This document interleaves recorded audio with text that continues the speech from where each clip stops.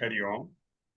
കൃഷ്ണമന്ദി ലളിത സഹസ്രനാമ പഠന ക്ലാസ്സിലേക്ക് എല്ലാ സജ്ജനങ്ങളെയും സ്നേഹാദരപൂർവം സ്വാഗതം ചെയ്യുന്നു.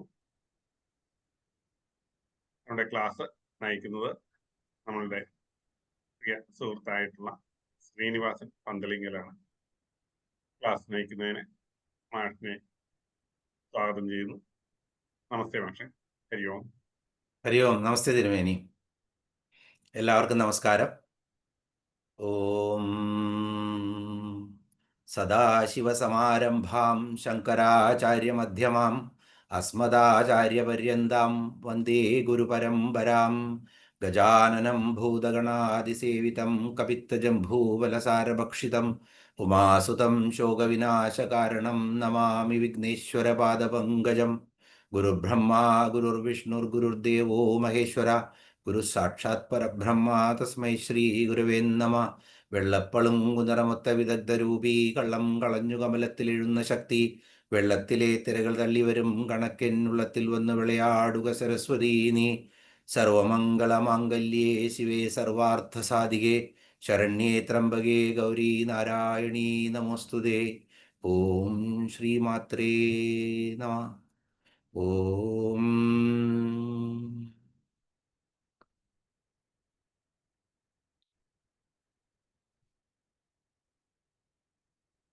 എല്ലാവർക്കും ഒരിക്കൽ കൂടി നമസ്കാരം. ദീപാവലിക്ക് ശേഷം അങ്ങനെ വീണ്ടും നമ്മൾ ഒത്തുകൂടുകയാണ് ഒരു ക്ലാസ്സിന്. കഴിഞ്ഞ പ്രാവശ്യം നമ്മൾ പെട്ടെന്ന് തന്നെ നമുക്ക് ക്ലാസ്സിലേക്ക് പ്രവേശിക്കാം. കഴിഞ്ഞ പ്രാവശ്യം നമ്മൾ കണ്ടത് 67-ാമത്തെ ശ്ലോകമായിരുന്നു. 67-ാമത്തെ ശ്ലോകത്തിലെ 2 നാമങ്ങളാണ് നമ്മൾ കണ്ടത്. അബ്രഹ്മകീടജനനി വർണ്ണാശ്രമവിധായിനി നിജാജ്ഞാരൂപനിഗമാ പുണ്യാ പുണ്യഫലപ്രദ. ആബ്രഹ്മകീടജനനി എന്നുള്ള നാമവും അത് കഴിഞ്ഞാൽ വർണ്ണാശ്രമവിധായിനി, വളരെ ബൃഹത്തായിട്ട് വളരെ ഡീറ്റെയിൽ ആയിട്ട് നമുക്ക് വിശദീകരിക്കേണ്ട നാമമായിരുന്നു. വർണ്ണം ആശ്രമവും എങ്ങനെയാണ് എന്നുള്ളത്, അതിനെക്കുറിച്ചുള്ള തെറ്റിദ്ധാരണകളും അതെല്ലാം നമ്മൾ വളരെ കൃത്യമായിട്ട് തന്നെ കഴിഞ്ഞ ക്ലാസ്സിൽ കണ്ടു. എങ്കിലും ഒന്ന് ടച്ചപ്പ് ചെയ്തിട്ട് നമുക്ക് അടുത്ത 2 നാമങ്ങളിലേക്ക് പോവാം അതേ ശ്ലോകത്തിൽ. ഇപ്പോൾ വർണ്ണവും ആശ്രമവും നമുക്കറിയാം. വർണ്ണം എന്ന് പറഞ്ഞാൽ ജാതിയല്ല എന്ന് നമ്മൾ കണ്ടു. നമ്മളുടെ സഞ്ചിതമായി കിട്ടിയിട്ടുള്ള കർമ്മം കൊണ്ടുവരുന്ന ജന്മം, ആ ജന്മത്തെ എങ്ങനെ നന്നാക്കി എടുക്കണം എന്നുള്ളത് വാസനകൾക്ക് അതീതമായിട്ട് മനുഷ്യന് മാത്രമേ പറ്റൂ. ഇപ്പോൾ ഒരു പശുവായി അല്ലെങ്കിൽ ഒരു സിംഹമായി ജനിച്ചാൽ ആ സിംഹത്തിൻ്റെ കുട്ടിക്ക് സിംഹമായിട്ട് തന്നെ ജീവിക്കാൻ പറ്റുള്ളൂ. എത്ര ദിവസം ആയുസ് കൊടുത്തിട്ടുണ്ടോ അതിനൊരു ഋഷിയാവാൻ പറ്റില്ല, അതിനൊരു മുനിയാവാൻ പറ്റില്ല, അതിനൊരു കള്ളനാവാൻ പറ്റില്ല. അതിൻ്റെ ധർമ്മം എന്ന് പറഞ്ഞാൽ മറ്റു മൃഗങ്ങളെ വേട്ടയാടാൻ പഠിക്കുക, വേട്ടയാടിയിട്ട് ഭക്ഷണം കഴിക്കുക, അങ്ങനെ ജീവിക്കുക. എത്ര ദിവസം വരെ അതിന് ആ കർമ്മത്തിന് അതിൻ്റെ പ്രാരാബ്ധമുണ്ടോ അത്രയും അത് ജീവിക്കും. അപ്പോൾ ഇവിടെ മനുഷ്യന് മാത്രമുള്ള ഒരു ഗുണമാണ് സഞ്ചിത കർമ്മത്തിൽ പെട്ടിക്കിടക്കുന്ന ജീവനെ പിന്നെ അതിലേക്ക് ആ ഫിക്സഡ് ഡെപ്പോസിറ്റിലേക്ക് വീണ്ടും അതിൻ്റെ പെനാൽറ്റികൾ ഒന്നും കൂടാതെ അതിനെ അപ്ലിഫ്റ്റ് ചെയ്യാൻ സാധിക്കുന്ന ജന്മം മനുഷ്യൻ്റെത് മാത്രമാണ്. അതുകൊണ്ടാണ് നമുക്കൊരു രത്നാകരൻ വാത്മീകിയായി മാറിയത്. സത്സംഗം ഉണ്ടായിക്കഴിഞ്ഞാൽ, സദ്ഗുരുക്കളെ കിട്ടിക്കഴിഞ്ഞാൽ എന്തു പറ്റും? നമ്മൾക്ക് പലപ്പോഴും ആ ജന്മത്തിനെ നമുക്ക് വളരെയധികം എന്താ പറയുക, ഇംപ്രൂവ് ചെയ്യുക എന്ന് പറയാൻ പറ്റും, അല്ലെങ്കിൽ ഔന്നത്യത്തിൽ എത്തിക്കാൻ പറ്റും. അതുകൊണ്ടാണ് നമ്മൾ ഈ പറയുന്നത് ഈ ജാതിയല്ല വർണ്ണങ്ങൾ എന്ന് പറഞ്ഞു കഴിഞ്ഞാൽ. അതുപോലെ തന്നെ ആശ്രമങ്ങളെക്കുറിച്ച് നമ്മൾ പറഞ്ഞു. പുരുഷാർത്ഥങ്ങൾ നേടി ധർമ്മ അർത്ഥ കാമ മോക്ഷത്തിലേക്ക് നയിക്കാനാണ് ഈ ജന്മം. അതാണ് ശാശ്വതമായിട്ടുള്ള സന്തോഷവും ശാന്തിയും നേടുക എന്നുള്ളതാണ് ഓരോരുത്തരുടെയും ഈ ജന്മത്തിൻ്റെ ലക്ഷ്യം. അപ്പം നമ്മൾ എഴുതാൻ തുടങ്ങിക്കഴിഞ്ഞാൽ എന്ത് കിട്ടിയാൽ നമുക്ക് സംതൃപ്തി വരും? ഇത് ചെയ്താൽ സംതൃപ്തി വരും, പഠിച്ചാൽ സംതൃപ്തി വരും, ജോലി കിട്ടിയാൽ സംതൃപ്തി വരും, കല്യാണം കഴിഞ്ഞു കുട്ടികളുണ്ടായ സംതൃപ്തി വരും. ഇതിങ്ങനെ നീണ്ടു പോവുകയാണ്. അപ്പോൾ അതെവിടെയാണ് അവസാനിക്കുന്നത്? അത് അവസാനിക്കുന്നത് നമ്മുടെ പരിപൂർണ സംതൃപ്തി സദാ നമുക്ക് കിട്ടുന്ന എപ്പോഴാണ്? അതിനു വേണ്ടിയിട്ടാണ് ഓരോരുത്തരും ഈ ജന്മം ശരിക്കും ഉപയോഗിക്കുന്നത്. അതിനു വേണ്ടിയിട്ടാണ് ഈ പുരുഷാർത്ഥങ്ങൾ, ധർമ്മ അർത്ഥ കാമ മോക്ഷങ്ങൾ, 4 ബ്രഹ്മചര്യം, ഗാർഹസ്ഥ്യം, വാനപ്രസ്ഥ, സന്യാസം, ഇങ്ങനെ 4 ആശ്രമങ്ങളിലൂടെ ഈ മനുഷ്യൻ കടന്നു പോകുമ്പോൾ എല്ലാ മനുഷ്യരും ഏത് വർണ്ണത്തിൽ ജനിച്ചവരാണെങ്കിലും ഈ ധർമ്മങ്ങളിലൂടെ അവർക്ക് കടന്നു പോകണം. അത് കടന്നു പോയി കഴിഞ്ഞാൽ അവരുടെ ശരിയായ രീതിയിൽ യോജിച്ചു കഴിഞ്ഞാൽ അവരുടെ പുരുഷാർത്ഥത്തിൽ അവർക്ക് കിട്ടും. അതാണ് മോക്ഷം. അപ്പോൾ ഇതിനകത്ത് മെറ്റീരിയൽ പ്ലഷർ ഉണ്ടായിരിക്കും. ആദ്യം വേണ്ടത് എന്താണ്? ആ ബ്രഹ്മചര്യത്തിന്റെ സമയത്ത് ആദ്യത്തെ ആശ്രമത്തില് നമ്മൾക്ക് വേണ്ട ധർമ്മമാണ്. അപ്പൊ ധർമ്മത്തിനോട് കൂടി നമ്മൾ ധർമ്മം പഠിക്കുമ്പോൾ നമ്മളുടെ ജീവിതത്തിന് വേണ്ടുന്ന എല്ലാ കലകളും നമ്മൾ ആർജിക്കുന്നത് ഈ 20 വയസ്സ് അല്ലെങ്കിൽ 21 വയസ്സിന്റെ സമയത്തുള്ള ബ്രഹ്മചര്യത്തിന്റെ സമയമാണ്. അപ്പോൾ മറ്റൊരു കാര്യത്തിന് ബ്രഹ്മചാരി എന്ന് പറഞ്ഞാൽ എന്താ പറയുക, കല്യാണം കഴിക്കാത്ത ആള് അല്ലെങ്കിൽ സ്ത്രീ സംയോഗമില്ലാത്ത ആള് എന്നൊന്നും അല്ല അർത്ഥം. അത് ആശ്രമത്തിന്റെ അർത്ഥം വളരെ വ്യാപ്തമായിട്ടുള്ള അർത്ഥമാണ് അതിനുള്ളത്. അതിന് കൂടെ നമ്മൾ ഇതിനെ കൂട്ടിച്ചേർത്തു എന്ന് മാത്രം. അപ്പൊ എല്ലാറ്റിൽ നിന്നും മാറി നിന്ന് ആ ബ്രഹ്മജ്ഞാനം എന്താണോ നമ്മൾ ഉദ്ദേശിച്ചത് അത് പഠിച്ചെടുക്കുന്ന ആ നിഷ്ഠയോട് കൂടിയിട്ടുള്ള ജീവിതത്തിന് ഒരു നിഷ്ഠ ഉണ്ടെങ്കിൽ മാത്രമേയാണ് ആ ലക്ഷ്യസ്ഥാനത്ത് എത്താൻ പറ്റുള്ളൂ. ഇപ്പൊ നമ്മളൊരു സ്ഥലത്ത് നിന്ന് ബസ്സിൽ കയറിയിരുന്നു, എന്നിട്ട് എവിടേക്കാ പോകേണ്ടതെന്ന് നമുക്കറിയില്ല. ഏതോ ബസ്സില് എവിടേക്കാ പോകേണ്ടതെന്നറിയാതെ കയറിയിരുന്നു, എവിടെയോ ചെന്നിറങ്ങി, ഒരിക്കലും ലക്ഷ്യസ്ഥാനത്ത് എത്തില്ല. അപ്പോൾ പിന്നെ എപ്പോഴോ ബോധമുണ്ടായത്, അപ്പോൾ പിന്നെ ഒരുപാട് തിരിച്ചു നടക്കേണ്ടി വരും വീണ്ടും ലക്ഷ്യസ്ഥാനത്തേക്ക് പോകാൻ. അതുകൊണ്ട് ഇതെല്ലാം ചിട്ടപ്പെടുത്തി എടുക്കുന്ന കാലമാണ് ഈ ബ്രഹ്മചര്യം എന്നുള്ള അത് കഴിഞ്ഞാൽ നമുക്ക് ഒറ്റയ്ക്ക് ചെയ്യാൻ പറ്റാത്ത ഒരു കാര്യം വരുമ്പോൾ നമ്മുടെ കൂടെ വരുന്നതാണ് സഹധർമ്മിണി. ആ സഹധർമ്മിണി എന്ന പുരുഷനായി കഴിഞ്ഞാൽ എന്ന് വെച്ച് കഴിഞ്ഞാൽ ഇവിടെ മെയിൽ എന്നുള്ള പുരുഷൻ എന്നുള്ള അർത്ഥം സംസ്കൃതത്തിലെ അല്ലെങ്കിൽ നമ്മളുടെ സനാതന ധർമ്മത്തിലെ പുരുഷൻ എന്ന് പറഞ്ഞാൽ മാനവജാതിയാണ്, അല്ലെങ്കിൽ എല്ലാ സൃഷ്ടിയുമാണ് അതിനകത്ത് പറയുന്നത്. അതിന് ലിംഗ വ്യത്യാസമില്ല എന്ന് ഓർക്കുക, പുരുഷൻ എന്ന് പറഞ്ഞു കഴിഞ്ഞാൽ. അപ്പോൾ ഇവിടെ പുരുഷൻ എന്ന് പറയുന്നത് ഞാൻ മെയിൽ എന്നുള്ള അർത്ഥത്തിലാണ്, സഹധർമ്മിണിയായിട്ട്. അപ്പോൾ എന്തുകൊണ്ടാണ് സഹധർമ്മിണി? എനിക്ക് എല്ലാം സ്വയമാണ്. സമൂഹം എന്ന് പറഞ്ഞു കഴിഞ്ഞാൽ വ്യക്തികൾ തന്നെയാണ്. ഇപ്പോൾ ഒരു സംഘടന ഉണ്ടായി, നമ്മൾ ഒരു പാർട്ടിയെ പറ്റിയിട്ട് പറയുന്നില്ല, ഒരു സംഘടന ഉണ്ടായിട്ട് പറയും സംഘടനയ്ക്ക് വേണ്ടി ജീവൻ ത്യജിക്കണം, സംഘടനയ്ക്ക് വേണ്ടിയിട്ട് സംഘടന പറയുന്നത് അക്ഷരാർത്ഥത്തിൽ അനുസരിക്കണം, അല്ലാണ്ടെങ്കിൽ സംഘടന പറയുന്ന അനുസരിച്ചില്ലെങ്കിൽ വധശിക്ഷ കിട്ടും. അതിപ്പോ ഒരു മതമാണെങ്കിലും വേണ്ടില്ല, ഒരു പാർട്ടി ആണെങ്കിലും വേണ്ടില്ല. അപ്പൊ ഇങ്ങനെയൊക്കെ ആവുമ്പോൾ ആരാണ് ഈ സംഘടന? ആ സംഘടന വ്യക്തി താല്പര്യങ്ങളുള്ള കുറച്ച് ഉന്നതന്മാരുടെ താല്പര്യങ്ങളെ സംരക്ഷിക്കാൻ വേണ്ടി മറ്റുള്ളവരെ അതിന്റെ കൂട്ടത്ത് കൂട്ടി ബലിയാടാക്കുകയാണ്. അതാണ് ചെയ്തത്. അപ്പോ നമ്മുടെ ധർമ്മം അനുസരിച്ച് വ്യക്തികളാണ് സമൂഹത്തെ സൃഷ്ടിക്കുന്നത്. അപ്പോൾ ഓരോ വ്യക്തിയും നന്നായിരിക്കണം.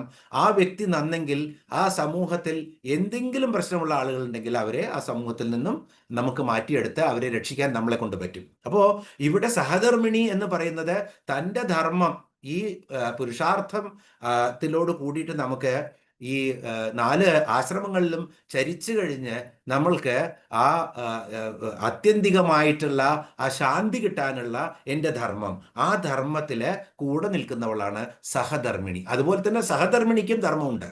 ആ സഹധർമ്മിണി ധർമ്മത്തില് അവർക്ക് കൂടെ നിന്ന് ശാശ്വത ശാന്തി കിട്ടാനുള്ള ആളാണ് അവരുടെ ഭർത്താവ് എന്ന് പറയുന്ന ആള്. അപ്പോ ഈ വളരെ കൃത്യമായിട്ടാണ് ഇതൊക്കെ എഴുതി വെച്ചിരിക്കുന്നത്. ഇതുകൊണ്ട് തന്നെ ഇപ്പോ അഥർവവേദത്തിലും ഋഗ്വേദത്തിലും ഒക്കെ സൂക്തങ്ങളിൽ പറഞ്ഞിട്ടുണ്ട് ഈ ഒരു സ്ത്രീ വിധവയായി കഴിഞ്ഞാൽ അവർക്ക് അവരുടെ സാഹചര്യം അവർക്ക് നല്ല പോലത്തെ അല്ലെങ്കിൽ അവർക്ക് വിവാഹം കഴിക്കാമെന്ന് അവരുടെ ഭർത്താവിൻ്റെ അനുജനാണെങ്കിലും ആരാണെങ്കിലും ഈ ശവദാഹം കഴിഞ്ഞ ഉടനെ പറയുന്ന ഒരു സൂക്തമുണ്ട് അഥർവവേദത്തില്. അപ്പൊ ഇതൊന്നും പഠിക്കാത്തവരാണ് സതി എന്നൊക്കെ പറഞ്ഞ സാമൂഹ്യ ഹിന്ദുക്കൾ എന്ന് പറഞ്ഞാൽ സതി അനുഷ്ഠിച്ചിരുന്നവരായിരുന്നു. അത് കഴിഞ്ഞാൽ വടക്കേ ഇന്ത്യക്കാരൊക്കെ സതി അനുഷ്ഠിച്ച് എവിടെങ്കിലും ഞാൻ ഇന്നേ വരെ എൻ്റെ കൂടെ ഞാനിവിടെ വന്ന കാലം മുതൽ 60, 70, 80, 90 വയസ്സുള്ള ആളുകളുമായിട്ട് നമ്മൾ കോണ്ടാക്റ്റിൽ ഇരുന്നിട്ടുണ്ട്. അവരോടൊക്കെ ചോദിച്ചിട്ടും രാജസ്ഥാനാണെങ്കിലും അല്ലെങ്കിൽ ഉത്തർപ്രദേശ് ആണെങ്കിലും ആരും അവരുടെ അച്ഛൻ പറഞ്ഞത് കേട്ടിട്ട്, അപ്പൊ എത്ര കൊല്ലായി? 100 കൊല്ലായി. രാജാറാം മോഹൻ റായ് സതി നിർത്തലാക്കി, ഇത് നമ്മൾ കേട്ടിട്ടുണ്ട്. എവിടെ എങ്ങനെ നിർത്തലാക്കി? അയാളൊരു സ്കേപ്പ് ഗോട്ടായതാണ് ബ്രിട്ടീഷുകാരുടെ ഒരു പോളിസിക്ക്. അങ്ങനെ ഒരു സതി ഇപ്പോഴും സതി നടക്കുന്നില്ലേ? വേണമെന്നുണ്ടെങ്കിൽ നിങ്ങൾ കൊലപാതകം ചെയ്യുകയാണ് ഒരാളുടെ സ്വത്ത് കിട്ടാൻ വേണ്ടിയിട്ടുണ്ടെങ്കിൽ അതിന് സതി എന്ന് പറയില്ല. അപ്പോൾ സ്വയം നമ്മളുടെ ഒരു ഹിന്ദു ധർമ്മവും ഒരിക്കലും പറയുന്നില്ല ഒരു സ്ത്രീ ഭർത്താവ് മരിച്ചു കഴിഞ്ഞാൽ ചിതയിൽ ചാടി മരിക്കണമെന്ന്. അപ്പോൾ ഇങ്ങനെയുള്ള തെറ്റിദ്ധാരണകളുടെ കൂപമണ്ഡൂകമാക്കി നമ്മളെ മാറ്റിയിട്ട് ഇതെല്ലാം കാരണം സംസ്കൃതം നമ്മൾ പഠിച്ചില്ല, ഇതുകൊണ്ടാണ് ഒന്നും നമ്മൾക്ക് അറിയാതെ പോയത്. ഇതിനെ ഇംഗ്ലീഷിലേക്ക് ട്രാൻസ്ലേറ്റ് ചെയ്തിട്ട് പലരും പല രീതിയിൽ വ്യാഖ്യാനിച്ച് ചാതുർവർണ്ണ്യം മായാസൃഷ്ടം എന്ന് വ്യാഖ്യാനിക്കും. അല്ലാണ്ടെങ്കിൽ പിന്നെ വിരാട് പുരുഷന്റെ രൂപം വർണ്ണിക്കുമ്പോൾ എൻ്റെ തല ബ്രാഹ്മണനാണെന്നും എൻ്റെ പാദം ശൂദ്രനാണെന്നും വർണ്ണിക്കും. അപ്പോൾ മറ്റുള്ള ജാതിയോ ശൂദ്രനും താഴെയുള്ളത് അവർക്കൊന്നും അസ്തിത്വമേ ഇല്ല എന്നൊക്കെ എഴുതി പിടിപ്പിച്ച് നമ്മളിങ്ങനെ തെറ്റിദ്ധാരണയിൽ പോവാണ്. അപ്പോൾ വർണ്ണവും ആശ്രമവും കൃത്യമായിട്ട് നമ്മൾ മനസ്സിലാക്കണം. ഒരു ചെറിയ കഥ പറയാം. പെരിയ പുരാണം എന്ന് പറഞ്ഞിട്ട് സേക്കീഴാർ എന്ന് പറഞ്ഞിട്ടുള്ള ഒരു കവിയാണ് അത് എഴുതിയിരിക്കുന്നത്. അദ്ദേഹം വളരെ പണ്ഡിതനായിരുന്നു, സനാതന ധർമ്മത്തിൽ അടിയുറച്ച് വിശ്വസിച്ചിരുന്ന ധാരാളം ആധ്യാത്മിക കൃതികൾ രചിച്ചിട്ടുള്ള ഒരു കവിയാണ്. അദ്ദേഹം രചിച്ച ഒരു പുരാണമാണ് പെരിയ പുരാണം. ഈ പെരിയ പുരാണത്തിലെ 64 നായനാർമാരുടെ കഥയാണ് പറയുന്നത്. നായനാർ എന്ന് പറഞ്ഞു കഴിഞ്ഞാൽ ഒരു ഉന്നത ജാതി സമൂഹമാണ് തമിഴ്നാട്ടിലെ. ഈ 64 നായനാർമാരിൽ മിക്കവാറും ആളുകളൊക്കെ വളരെ താഴ്ന്ന ജീവിതം നയിച്ചിരുന്ന ആളുകളായിരുന്നു. അവരൊന്നും നായനാർമാരായിരുന്നില്ല. അതിനകത്ത് കണ്ണൻ എന്ന് പിന്നെ പിൽക്കാലത്ത് അദ്ദേഹം അറിയപ്പെട്ടു. കണ്ണൻ എന്ന് വെച്ചാൽ കന്ന് മേയ്ക്കുന്ന ആളായിരിക്കാം, എനിക്കറിയില്ല. കണ്ണൻ എന്ന് പറയുന്ന ഒരു വനവാസി, ഈ വനവാസി ഗ്രാമത്തിൻ്റെ അടുത്ത ഒരു ചെറിയ വനമുണ്ട്. ആ വനത്തിൽ പോവും, വേട്ടയാടും, അത്യാവശ്യം സാധനങ്ങളൊക്കെ എടുത്തു കൊണ്ടുവരും, അങ്ങനെ കഴിഞ്ഞിരുന്ന വനവാസിയാണ് അദ്ദേഹം. ഒരു ദിവസം കാട്ടിലൂടെ നടക്കുമ്പോൾ ഒരു പ്രത്യക്ഷമായിട്ടുള്ള ഒരു ശിവലിംഗം കാണുകയാണ്, ഒരു മാനിനെ തേടി നടക്കുന്ന സമയത്ത്. ആ ശിവലിംഗം കണ്ടു, അദ്ദേഹത്തിന് ഭയങ്കര ഭക്തി തോന്നി. അപ്പോൾ ഈ ശിവലിംഗം കണ്ടത് അവിടെ അടുത്തുള്ള ആ ഗ്രാമ അതിർത്തിയിലാണ് ഈ കാട്. അവിടെ അടുത്തുള്ള കുറച്ച് ബ്രാഹ്മണർ അറിഞ്ഞു. അപ്പോൾ അതിലൊരു ബ്രാഹ്മണൻ പൂജാരി ഉണ്ട്. അദ്ദേഹം എന്നും ഈ കാട്ടിൽ രാവിലെ ആയി കഴിഞ്ഞാൽ പോയിട്ട് ഈ ശിവലിംഗത്തിൽ വളരെ നിഷ്ഠയോടുകൂടി വേദമന്ത്രങ്ങൾ ഉച്ചരിച്ച് തൻ്റെ കമണ്ടലുവിൽ വെള്ളം കൊണ്ടുവന്ന്, ശുദ്ധജലം കൊണ്ടുവന്ന് തർപ്പണം ചെയ്ത് വേദമന്ത്രങ്ങൾ ഉപയോഗിച്ച് അവിടെ തന്നെയുള്ള കൂവളത്തിലേക്ക് അർപ്പിച്ച ഈ ശിവലിംഗത്തിൽ ഗംഭീരമായി ആരാധിക്കും. അപ്പൊ എന്നും ഈ കണ്ണൻ ഇത് കാണും. കണ്ണൻ ഇങ്ങനെ ഭക്തി വർദ്ധിച്ചുകൊണ്ടിരിക്കുകയാണ്. ഇതെന്താ ഇത്രയും എനിക്കും ആരാധിക്കണം ഈ ശിവലിംഗത്തെ എന്ന്. ഒരു ദിവസം ഇതൊക്കെ കണ്ട് പഠിച്ച ഒരു ദിവസം ഇദ്ദേഹം തീരുമാനിക്കും, ഞാൻ പായസം ഒക്കെ നിവേദിക്കും ഈ ബ്രാഹ്മണൻ, എന്നിട്ടാ പോവുക. അങ്ങനെ ഒരു ദിവസം ഈ ബ്രാഹ്മണൻ പോയി കഴിഞ്ഞപ്പോൾ കണ്ണൻ എന്ത് ചെയ്തു? കണ്ണനും തീരുമാനിച്ചു, എനിക്ക് ഈ ശിവലിംഗത്തെ ഒന്ന് ആരാധിക്കണമെന്ന്. ആരാധിക്കാൻ വേണ്ടി അദ്ദേഹം നോക്കുമ്പോൾ അഭിഷേകം ചെയ്യാൻ അദ്ദേഹത്തിൻ്റെ അടുത്ത് പാത്രമൊന്നുമില്ല. 1-2 വട്ടം ഇളക്കുമ്പിളിലൊക്കെ കൊണ്ടുവന്ന് നോക്കി, അതൊക്കെ പോയി. അപ്പോൾ അദ്ദേഹത്തിന് കരുതി എൻ്റെ വായയിൽ തന്നെ ഞാൻ നിറച്ചു കൊണ്ടുവരാം, അതാണ് ബെസ്റ്റ് പാത്രം. അങ്ങനെ നദിയിൽ നിന്നും വായ നിറച്ച് വെള്ളം കൊണ്ടുവരുന്നു. ഇവിടെ നാറാണത്ത് ഭ്രാന്തൻ ഒരു മൂർത്തിയെ മുറുക്കി തുപ്പി പിന്നെ പ്രതിഷ്ഠിച്ചിട്ടുണ്ട്. തന്ത്രവിദ്യയില് ഇതൊക്കെ ചില പ്രത്യേക രീതിയിലുള്ള കാര്യങ്ങളാണ്. നമ്മൾ ദീക്ഷ കൊടുക്കുമ്പോൾ മുറുക്കി തുപ്പിയിട്ട്, അല്ലെങ്കിൽ പിന്നെ എന്താ പറയുക, വായ കുലുക്കുഴിഞ്ഞ വെള്ളം തുപ്പിയതിന് ശേഷം കൊടുക്കുന്ന ദീക്ഷകളുണ്ട്. എന്തായാലും അവിടെ പ്രതിഷ്ഠിച്ച ശിവൻ നാരായണത്ത് ഭ്രാന്തൻ മുറുക്കി തുപ്പി പ്രതിഷ്ഠിച്ചാണ്. ഇവിടെ നമ്മളെ ദേവിയുടെ ഒരു നാമം പഠിച്ചത് ഓർക്കുന്നില്ലേ? ഏതായിരുന്നു? കർപ്പൂര വീടികാമോദ സമാകർഷി ദിഗന്ധര. അന്ന് നമുക്ക് സംശയം തോന്നി കാണും, അയ്യോ ഇങ്ങനെ കർപ്പൂര വീടിക, ദേവിയുടെ കർപ്പൂര വീടിക ചവച്ചിട്ടുള്ള ആ താമ്പൂലം, ആ താമ്പൂലത്തിന്റെ ഒരു തുള്ളി ഇങ്ങനെ തെറിച്ചു വീഴുന്നത് കിട്ടാൻ വേണ്ടിയിട്ട് ദിഗന്ധരങ്ങളിലുള്ള എല്ലാവരെയും ആകർഷിച്ചിട്ട് അവരിങ്ങനെ മോഹിച്ചു നിൽക്കുകയാണ്. നമ്മൾ സന്ത് തുക്കാറാമിന്റെ ഒരു കീർത്തനവും കണ്ടു. ദേവിയുടെ താമ്പൂലം തുപ്പുന്ന ആ തുപ്പൽ കൊളാമ്പിയെങ്കിലും ആക്കി എന്നെ മാറ്റിയിരുന്നെങ്കിൽ എന്നാണ് തുക്കാറാം പ്രാർത്ഥിക്കുന്നത്. അപ്പോൾ ഇതൊക്കെ അസംസ്കൃതമല്ല. ഇതെല്ലാം നമ്മളുടെ സാധനയുടെ ഔന്നത്യത്തിൽ എത്തി നിൽക്കുമ്പോൾ സംഭവിക്കുന്നതാണ്. എന്തായാലും ഇയാള് വളരെ നന്നായി ഈ തുപ്പല് കൊണ്ടുവന്നു, അഭിഷേകം ചെയ്തു. അതിനുശേഷം അദ്ദേഹം ഈ ഇല പൊട്ടിക്കുന്നത് അറിയാം, ഏതോ ഒരു മരത്തിന്റെ, കൂവളാന്നൊന്നും അറിയില്ല, അതിന്റെ കമ്പ് മുള്ളോടുകൂടി പൊട്ടിച്ചെടുത്തിട്ട് ധാരാളം കൊണ്ടുവരും. എന്നിട്ട് ശിവനെ മൂടും അതിനകത്ത്, ആ കമ്പിനകത്ത്. അത് കഴിഞ്ഞ് തനിക്ക് ഏറ്റവും പ്രിയപ്പെട്ടതാണ് ബ്രാഹ്മണൻ കൊടുക്കുക എന്ന് ആൾക്ക് തോന്നി. അതുകൊണ്ട് ഈ കണ്ണന് ഏറ്റവും പ്രിയപ്പെട്ടതായിരുന്നു മാനിന്റെ ഇറച്ചി. അപ്പൊ മാനിന്റെ ഇറച്ചി നൈവേദ്യമായി വെക്കും. ഇങ്ങനെ എന്നും ഇദ്ദേഹം ബ്രാഹ്മണൻ പോയി കഴിഞ്ഞാൽ തൻ്റെ പൂജ നടത്തും. എന്നിട്ട് അവിടെയൊക്കെ ക്ലീൻ ചെയ്ത് അദ്ദേഹം പോവും. അങ്ങനെ ഒരു ദിവസം എപ്പോഴും പാർവതിക്ക് ഇങ്ങനെ ഒരു കുസൃതി ഉണ്ട്. മാതാവാണെന്ന് പറഞ്ഞിട്ട് കാര്യമില്ല, എപ്പോഴും ഭർത്താവിനെ ഒന്ന് തോണ്ടുക എന്നുള്ളത് പാർവതിയുടെ ഒരു കാര്യമാണ്. പല കഥകളിൽ നമ്മൾ കേട്ടിട്ടുണ്ട്. പാർവതി ഒരു ദിവസം പറയാണ്, ഇതിൽ രണ്ട് ഭക്തന്മാർ ഇതാ അവിടെ വരുന്നു. ആരെയാണ് അങ്ങക്ക് ഇഷ്ടം? ആരുടെയാണ് ശരിക്കുള്ള ഭക്തി? ആരെ അങ്ങക്ക് ഇഷ്ടം എന്ന് ചോദിക്കും. അപ്പൊ എന്നാൽ ഇങ്ങനെയൊന്നും ചോദിക്കരുത് പാർവതി, അതൊക്കെ നടന്നോട്ടെ എന്ന് പറയാ. അത് പറയില്ല ഭർത്താവ്. അദ്ദേഹം അങ്ങനെയാണോ എന്ന് നമുക്ക് നോക്കാം എന്ന് പറഞ്ഞ് ഒരു ദിവസം പാർവതിയോട് പറയും, നമുക്ക് കണ്ടുപിടിക്കാം ആരെയാണ് എന്ന് പറഞ്ഞ് പരമശിവൻ ഈ ബ്രാഹ്മണൻ വരുന്ന നേരത്തെ തൻ്റെ രണ്ട് കണ്ണുകളും ആ ശിവലിംഗത്തിലാണ് തുറക്കുകയാണ്. അവ രണ്ട് കണ്ണുകൾ തുറന്ന് അടയ്ക്കുന്നത് കണ്ടതും ബ്രാഹ്മണൻ ബാധ പിടിച്ചു, ഈ വനത്തിൽ എന്തോ ഭൂതമുണ്ട്, ബാധയുണ്ട് എന്ന് പറഞ്ഞാൽ എല്ലാം ഇട്ട് അദ്ദേഹം ഓടി, തിരിച്ചു വന്നില്ല. കുറച്ച് കഴിയുമ്പോഴാണ് കണ്ണൻ വരുന്നത്. കണ്ണൻ വന്നു. കണ്ണൻ വന്നിട്ട് പൂജ ചെയ്യുമ്പോൾ കണ്ണുകൾ തുറണ്ടു. പൂജ ചെയ്തപ്പോൾ കണ്ണുകളിൽ നിന്ന് ഇങ്ങനെ കുടുകുടാ വെള്ളം ഒഴുകുകയാണ് ഈ കണ്ണുകളിൽ നിന്ന്. അപ്പൊ കണ്ണന് സഹിക്കാൻ പറ്റുന്നില്ല.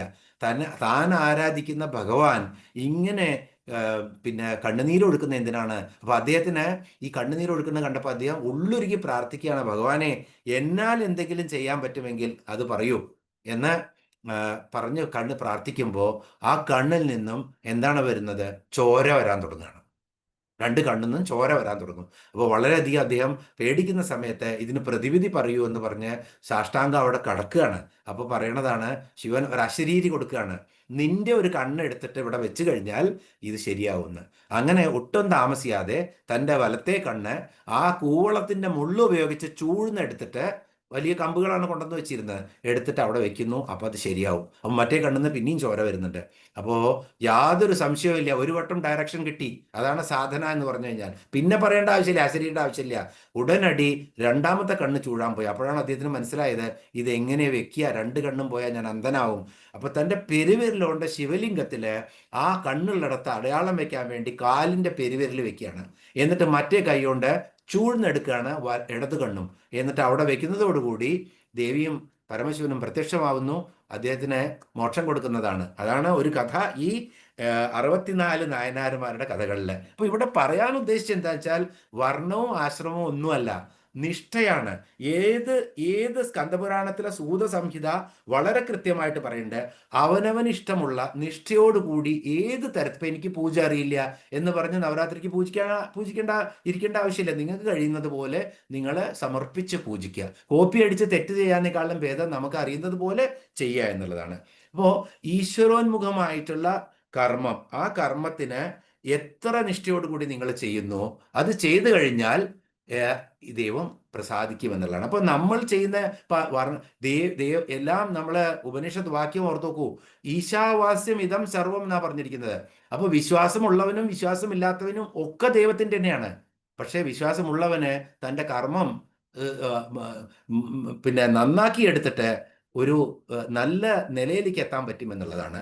അതുകൊണ്ട് ആ നിഷ്ഠയോടുകൂടി പോകുന്നുള്ളത്. അല്ലാതെ ഇതെല്ലാം പഠിച്ച് ഒരു വിശ്വാസവും ഇല്ലാതിരിക്കുന്നതിലും ഭേദം നമ്മൾ കരുതുക മറ്റുള്ളവരൊക്കെ തുച്ഛന്മാരാണ്, ഞാൻ തന്നെയാണ് വലുതെന്ന് കരുതുകയാണെങ്കിൽ ദേവിക്കോ അങ്ങനെയുള്ള ഭേദബുദ്ധിയൊന്നുമില്ല. ദേവി ആരെ എപ്പോൾ അനുഗ്രഹിക്കുമെന്ന് പറയാൻ പറ്റില്ല. സദാ നമ്മൾ അതിന് തയ്യാറായിരിക്കണം, നിഷ്ഠയോടുകൂടി 24 മണിക്കൂറും. അതാണ് ഇവിടെ നമ്മൾ പറയുന്നത്. വർണ്ണാശ്രമ വിധായിനി എന്നുള്ള പേരിൽ ഇത്രയും പറഞ്ഞു. ഇനി ഒരു ചെറിയ കാര്യം കൂടി സൂചിപ്പിക്കുക, എല്ലാവർക്കും അറിയുന്നതാണ്. മഹാഭാരതത്തില് ധർമ്മപുത്രരോട് രാജസൂയ യാഗം കഴിഞ്ഞ് ഗംഭീരമായിട്ട് അശ്വമേധവും രാജസൂയവും ഒക്കെ കഴിഞ്ഞ് എല്ലാവർക്കും ദാനധർമ്മങ്ങൾ ചെയ്ത് ധാരാളം മൃഗങ്ങളെയൊക്കെ ബലിയർപ്പിച്ച് ദാനധർമ്മങ്ങൾ ചെയ്ത് നിൽക്കുന്ന ഒരു ധർമ്മപുത്രരുടെ അടുത്ത് ഒരു കീരി വരികയാണ്. എന്നിട്ട് ആ ധർമ്മം ചെയ്തിട്ടുള്ള ആ ജലം തർപ്പണം ചെയ്ത ആ ജലത്തിനകത്ത് ആ കീരി ഇങ്ങനെ ഉരുണ്ട് പെരയുന്നതാണ്. അതിൻ്റെ പകുതി ഭാഗം സ്വർണമായിരുന്നു ഓൾറെഡി, ബാക്കി ഭാഗം സ്വർണ്ണമാകുമോ എന്ന് അറിയാൻ വേണ്ടിയിട്ടാണ് അത് ചെയ്തതത്രേ. എന്നിട്ട് ധർമ്മപുത്രരുടെ അടുത്ത് ചെന്ന് പറയാണ്, അപ്പോൾ വേറെ വല്ലവരും വെച്ചാൽ ഓടിച്ചാട്ടും. എന്നിട്ട് പറയാം, നിങ്ങളുടെ യാഗത്തിന് ആ പാവപ്പെട്ടവന്റെ യാഗത്തിന്റെ പോലും ഫലമില്ല എന്ന് ധർമ്മപുത്രരോട് പറയാണ്. അപ്പോൾ ചോദിക്കുകയാണ് എന്താന്ന്. അപ്പോഴാണ് ഒരു കഥ അദ്ദേഹം പറയുന്നത്, ഉഞ്ചാവൃത്തി ചെയ്തിരുന്ന ഒരു ബ്രാഹ്മണൻ, ഉഞ്ചാവൃത്തി എന്ന് പറഞ്ഞാൽ കൊഴിഞ്ഞു വീണ ധാന്യങ്ങളെ കൊണ്ട് പെറുക്കിയെടുത്തിട്ടാണ് ഭക്ഷണം കഴിച്ചിരുന്നുള്ളൂ. അപ്പോൾ ഒരു ചെടിക്ക് പോലും ജീവനുണ്ട്, അതിനെ കൊല്ലില്ല. അത്രയും പരിശുദ്ധമായിട്ട് കഴിഞ്ഞിരുന്ന ഒരു ഗ്രാമത്തിൽ കഴിഞ്ഞിരുന്ന ഒരു ബ്രാഹ്മണനായിരുന്നു. പേര് എഴുതിയിട്ടില്ല മഹാഭാരതത്തിൽ, ഉഞ്ചാവൃത്തി ബ്രാഹ്മണൻ. അപ്പോൾ ഉഞ്ചാ ബ്രാഹ്മണൻ എന്ന് പറയാം നമുക്ക്. അപ്പോൾ ചിലപ്പോൾ 8 ദിവസമൊക്കെ കഴിയുമ്പോഴാണ് അവർക്ക് ഈ കൊഴിഞ്ഞ വീണ ധാന്യങ്ങൾ പെറുക്കിയെടുത്തിട്ട് ഈ അച്ഛനും അമ്മയ്ക്കും മകനും കൂടി കഴിക്കാനുള്ളത് കിട്ടുക. അങ്ങനെ ഒരു പ്രാവശ്യം ഒന്നും കിട്ടാതെ 16 ദിവസമായി ഒരു പിടി ആ, ആ, പിന്നെ അരിപ്പൊടിയാണ് ഉണ്ടാക്കാൻ പറ്റിയത്. അതുകൊണ്ട് ഒരു സൂപ്പ് ഉണ്ടാക്കി അവർ കുടിക്കാൻ നേരത്താണ് ഭവതി ഭിക്ഷാം ദേഹി എന്ന് പറഞ്ഞൊരു ഭിക്ഷു വരുന്നത്.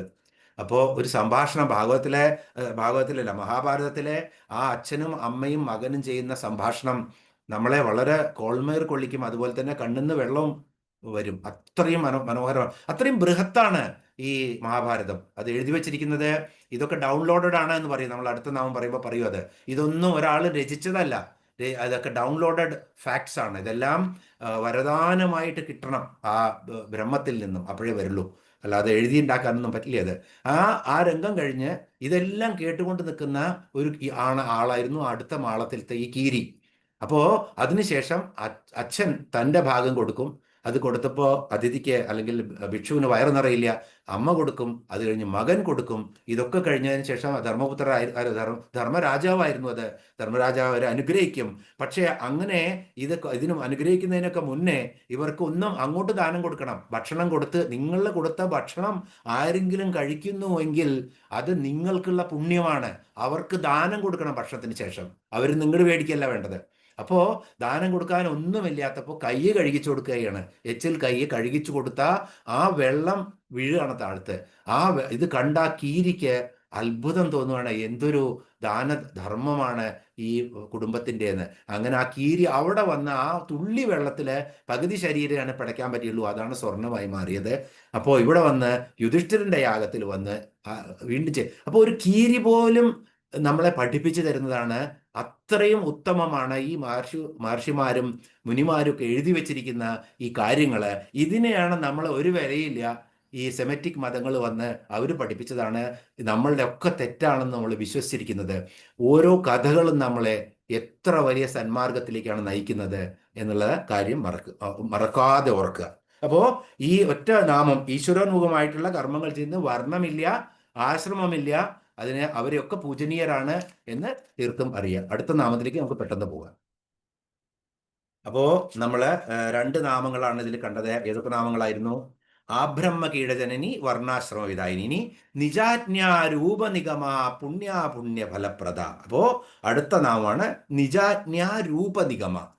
നിജ ആജ്ഞ രൂപനിഗമ. ഇതിന്റെ അർത്ഥത്തില് ഒന്ന് നാമങ്ങളുടെ അർത്ഥം ശ്രദ്ധിച്ചോളൂ. നിഗമം എന്ന് പറഞ്ഞാൽ വേദം, പിന്നെ തന്ത്രം എന്നും അർത്ഥമുണ്ട്.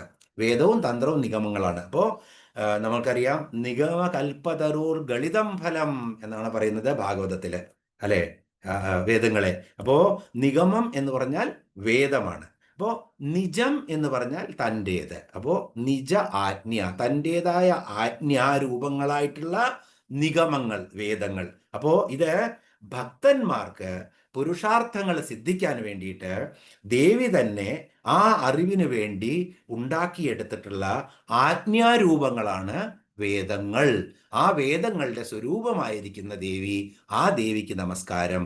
നിജാജ്ഞാരൂപനിഗമ. വളരെ ശ്രദ്ധിച്ച് അർത്ഥം മനസ്സിലാക്കേണ്ട നാമമാണ്. പക്ഷെ മനസ്സിലാക്കി കഴിഞ്ഞാൽ പിന്നെ ഒരിക്കലും മറക്കില്ല. നിഗമം എന്ന വാക്കിൻ്റെയും അർത്ഥം മനസ്സിലാക്കിയാൽ മതി. അപ്പോൾ ഇവിടെ ഭക്തന്മാർക്ക് പുരുഷാർത്ഥ സിദ്ധിക്ക് ഈ ആരാധന ചെയ്യുന്ന എല്ലാം തൻ്റെ എല്ലാം സമർപ്പിച്ച് ആരാധന ചെയ്യുന്ന ആ ഭക്തന് അല്ലെങ്കിൽ ആ സാധകന് അദ്ദേഹത്തിൻ്റെ മോക്ഷത്തിന് അല്ലെങ്കിൽ അർത്ഥകാമ മോക്ഷങ്ങൾക്ക് വേണ്ടിയിട്ട്, ധർമാർത്ഥ കാമ മോക്ഷങ്ങൾ സിദ്ധിക്കാൻ വേണ്ടിയിട്ട് എഴുതിയതാണ് എന്ത്? വേദങ്ങള്. ആ വേദം തൻ്റെ ആജ്ഞ തന്നെയാണ്. അപ്പോൾ ഈ വേദമൊന്നും ആരും എഴുതിയതല്ല. കാരണം നിഗമങ്ങള് ഗോപ്യശാസ്ത്രവുമാണ്, ആഗമങ്ങള് പ്രകടശാസ്ത്രങ്ങളാണ്. ആഗമങ്ങളും നിഗമങ്ങളും. അപ്പോൾ ഇതെല്ലാം ശ്രുതികൾ എന്നും പറയും. അടുത്ത നാമം വരുമ്പോൾ ശ്രുതി എന്ന പേര് വരുന്നുണ്ട്. അപ്പോൾ അതിനെ വിവരിക്കാം. കേട്ട് പഠിക്കേണ്ടതാണ്, ഇതൊന്നും എഴുതി പഠിക്കേണ്ടതല്ല, ഗുരുമുഖത്തു നിന്നും കേട്ട് പഠിക്കേണ്ടതാണ്. അപ്പോൾ ഇതെല്ലാം ഡൗൺലോഡഡ് ഫാക്ട്സ് ആണ്.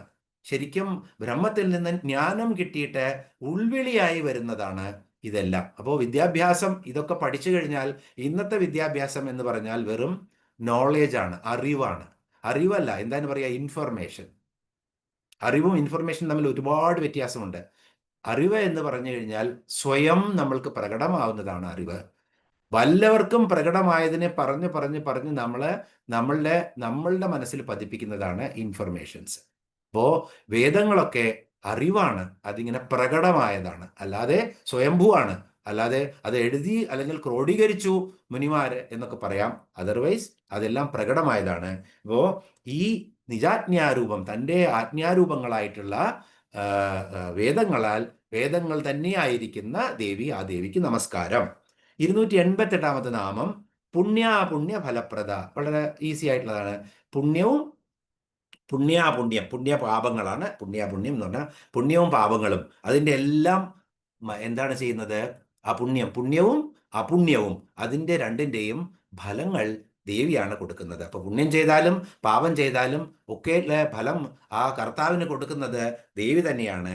അതുപോലെ തന്നെ വേദങ്ങളും ഉപനിഷത്തുകളും സ്മൃതികളും എല്ലാം ധർമ്മത്തെയും അധർമ്മത്തെയും വിവരിച്ച് കാണിക്കുന്നുണ്ട്. ദേവി തന്നെയാണ്. ഇപ്പോൾ നമ്മൾ പറഞ്ഞു നിജാജ്ഞ രൂപനിഗമാന്ന്. അപ്പൊ ഇതെല്ലാം ഈ ധർമ്മം എന്താണെന്നും അധർമ്മം എന്താണെന്നും ഈ വേദവും ഉപനിഷത്തും സ്മൃതികളും ശ്രുതികളും എല്ലാം വൃത്തിയായി പറഞ്ഞു വെച്ചിട്ടുണ്ട്.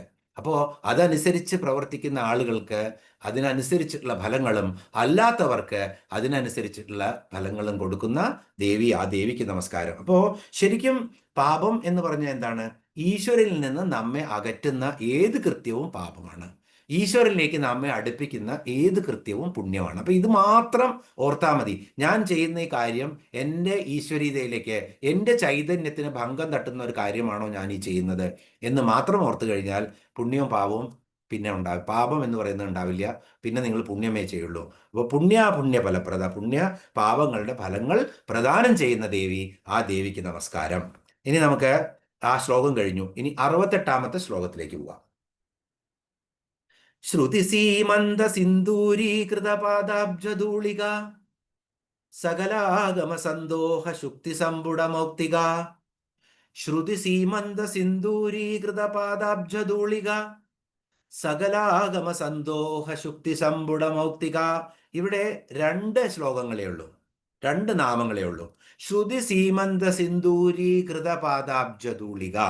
ഇത് വളരെ മനോഹരമായിട്ടുള്ള അലങ്കാരം എന്ന് പറയാം. അങ്ങനെ അത്രയും മനോഹരമാണ്. അത് കഴിഞ്ഞ അടുത്ത നാമമാണ് സകലാഗമ സന്തോഹ ശുക്തി സമ്പുട മൗക്തിക. ഇത് 2 നാമങ്ങളുടെയും അർത്ഥം നമുക്ക് മനസ്സിലാക്കാം. 289 നാമവും 290 നാമവുമാണ് 68 ശ്ലോകത്തില് 2 നാമങ്ങളാണ് ഉള്ളത്. ആദ്യത്തെ നോക്കാം. 289. ശ്രുതി സീമന്ത സിന്ദൂരീകൃത പാദാബ്ജധൂളിക. അപ്പൊ ഇവിടെ എന്താണ്? ശ്രുതി എന്ന് പറഞ്ഞാൽ നമ്മൾ എന്താണ്? നിഗമം എന്ന് പറഞ്ഞാൽ വേദമാണ്. വേദം ഓതി പഠിക്കേണ്ടതാണ്. ഓദിക്കൻ എന്ന് പറയുന്നത് കൊണ്ടാണ്. കേട്ട് പഠിക്കേണ്ടതാണ്. കാരണം കേട്ട് പഠിച്ചാലാണ് അതിൻ്റെ എങ്ങനെ അത് ഉച്ചരിക്കണമെന്നും അതിൻ്റെ അർത്ഥം എന്താണെന്നും ഒക്കെ ഗുരുമുഖത്ത് നിന്ന് കേൾക്കേണ്ടതാണ്. എന്നിട്ട് ഹൃദിസ്ഥമാക്കേണ്ടതാണ് വേദം. ഉരുവിട്ട് കേട്ട് പഠിക്കേണ്ടതാണ് ശ്രുതി എന്ന് പറയുന്നത്. അപ്പൊ ശ്രുതി എന്ന് പറഞ്ഞാൽ വേദമാണ്. ശ്രുതി സീമന്ത സിന്ദൂരീകൃത പാദാബ്ജധൂളിക. ഇവിടെയോ ശ്രുതികളെ ഇവിടെ എന്തായിട്ടാണ് കമ്പയർ ചെയ്യുന്നത്? വേദങ്ങളെ സ്ത്രീകളുമായിട്ടാണ് ഉപമിക്കുന്നത്. അപ്പോ വേദങ്ങളെ സ്ത്രീകളും. അപ്പൊ നമ്മൾ വേദങ്ങളൊന്നും സ്ത്രീകൾ പഠിക്കാൻ പാടില്ല. ഇവിടെ ഇത്രയും വലിയ സഹസ്രനാമത്തില് ശ്രുതികളെ സ്ത്രീകളായിട്ടാണ് ഉപമിക്കുന്നത് തന്നെ. അപ്പോ വേദങ്ങളെ സ്ത്രീകളായിട്ട് ഉപമിച്ചിട്ട് എങ്ങനെയാണ് പറയുന്നത്? വേദങ്ങളായ സ്ത്രീകളുടെ സീമന്തരേഖ. ശ്രുതി സീമന്ത സിന്ദൂരി. സീമന്തം എന്ന് പറഞ്ഞാൽ മുടി പകത്തിടുമ്പോൾ നടുവിലുള്ള സ്ഥലമാണ്. ആ സീമന്തരേഖയില് ഒരു സ്ത്രീ വിവാഹിതയാകുമ്പോൾ അവർക്ക് സിന്ദൂരം തൊടും സീമന്തരേഖയില്. അപ്പോ ഈ സീമന്തരേഖയില് സിന്ദൂരം തൊടുന്നത്. അപ്പോ ആ സിന്ദൂരം ശ്രുതി സീമന്ത സിന്ദൂരീകൃത പാദാബ്ജധൂളിക. അപ്പോ ദേവിയുടെ പാദങ്ങളില് ഈ സ്ത്രീകള് എന്ന് വെച്ച് കഴിഞ്ഞാൽ പതിവ്രതയായിട്ടുള്ള ആ സ്ത്രീകൾ നമസ്കരിക്കുമ്പോൾ എന്താണ് തൊടുന്നത്? നമസ്കരിക്കുമ്പോൾ അവര് സാഷ്ടാംഗം നമസ്കരിക്കില്ല, പാദങ്ങളിൽ ഇങ്ങനെ നമസ്കരിക്കുമ്പോൾ അവരുടെ സീമന്തരേഖ എവിടെ തൊടും? ദേവിയുടെ പാദങ്ങളില്. ആ പാദങ്ങളിൽ രേണുക്കള്, പാദമല്ല, ആ പാദത്തിലെ രേണുക്കളാണ് എന്താണ്? ശ്രുതികള്.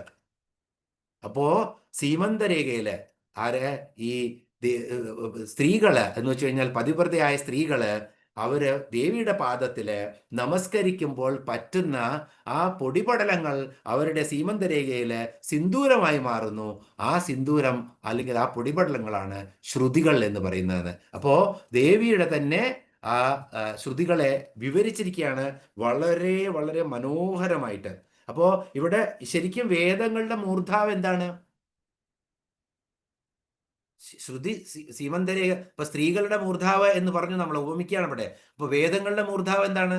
ഉപനിഷത്തുകള്, വേദാംഗങ്ങളെ, വേദാന്തങ്ങളെ എന്ന് പറയാം, ഉപനിഷത്തുകള്. ഇനി ഉപനിഷത്തുകളിലെ തന്നെ അന്തസത്ത എന്താണ്? 4 മഹാവാക്യങ്ങള്. അങ്ങനെ എടുക്കാം നമുക്ക്. അപ്പോ 4 മഹാവാക്യങ്ങള് തത്വമസി, അഹം ബ്രഹ്മാസ്മി, പ്രജ്ഞാനം ബ്രഹ്മ എന്നൊക്കെ തുടങ്ങിയിട്ടുള്ള 4 മഹാവാക്യങ്ങള്. ആ മഹാവാക്യങ്ങൾ വേദങ്ങളുടെ സാരം മുഴുവനായിട്ട് അടങ്ങിയിട്ടുള്ളതാണ്. അതൊക്കെ നമുക്ക് എന്തായിട്ട് ഉപമിക്കാം? ശ്രുതിയുടെ സീമന്തരേഖയിലെ അല്ലെങ്കിൽ വേദങ്ങളുടെ സീമന്തരേഖ. അതുപോലും ഇതെല്ലാം ദേവിയുടെ പാദാബ്ജ ധൂളികൾ മാത്രമാണ് എന്നാണ് ഇവിടെ ഉപമിക്കുന്നത്. അപ്പോൾ ഇതുകൊണ്ട് ദേവിയുടെ രൂപമോ ദേവിയുടെ മാഹാത്മ്യമോ വേദങ്ങൾക്ക് പോലും പ്രകീർത്തിക്കാൻ പറ്റില്ല. അതൊക്കെ ദേവിയുടെ കാൽപാദത്തിൽ പൊട്ടിയിരിക്കുന്ന അല്ലെങ്കിൽ തട്ടിയിരിക്കുന്ന പൊടികൾക്ക് സമാനമാണ് എന്ന് പറയുമ്പോൾ ആ ദേവിയുടെ മഹത്വം എത്ര വലുതായിട്ടാണ് ഇവിടെ കാണിച്ചിരിക്കുന്നതെന്ന് നോക്കൂ. അത്രയും അത്രയും എന്താ പറയുക, വിശുദ്ധിയുള്ള, അത്രയും അറിവുള്ള, ജ്ഞാനത്തിന്റെ വിളനിലമാണ് ബ്രഹ്മാണ്ഡ സ്വരൂപിണിയായ ദേവി. ആ ദേവിക്ക് നമസ്കാരം. അപ്പോൾ ഇത് ഇങ്ങനെ കൃത്യമായിട്ടൊന്ന് നോക്കി പഠിക്കേണ്ട. അപ്പൊ വേദത്തിന്റെ മർമ്മം ഗ്രഹിക്കണമെങ്കിൽ, വേദത്തിന്റെ മർമ്മം ഗ്രഹിക്കണമെങ്കിൽ എപ്പോഴും പറയും ഉപനയനം വേണമെന്ന്. ഉപനയനം എന്ന് പറഞ്ഞാൽ ഇന്നിപ്പോ നമ്മളോട് അബ്രാഹ്മണരായ ആരോടെങ്കിലും ചോദിക്കുകയാണെങ്കിൽ ഉപനയനം എന്ന് പറഞ്ഞാൽ പൂണൂലിലല്ലേ. ഉപനയനം, ഉപനയനം അടുത്തേക്ക് നയിക്കുകയാണ്. അടുത്തേക്ക് നയിക്കുന്നത് എന്തിനാണ്? ശ്രുതി കൊടുക്കാൻ, ഉപദേശം കൊടുക്കാൻ, കേൾപ്പിച്ചു കൊടുക്കാൻ.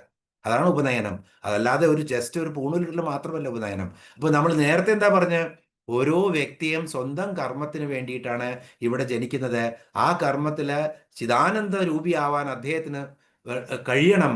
അതിനുള്ള ഒരു മാർഗമാണ് ഈ ഉപനയനം എന്ന് വെച്ച് കഴിഞ്ഞാൽ അടുത്തേക്ക് ഭഗവാന്റെ അടുത്തേക്ക് ഗുരു അല്ലെങ്കിൽ പിതാവ് രണ്ടുപേരും കൂടി കൈപിടിച്ച് കൊണ്ടുപോവുകയാണ്.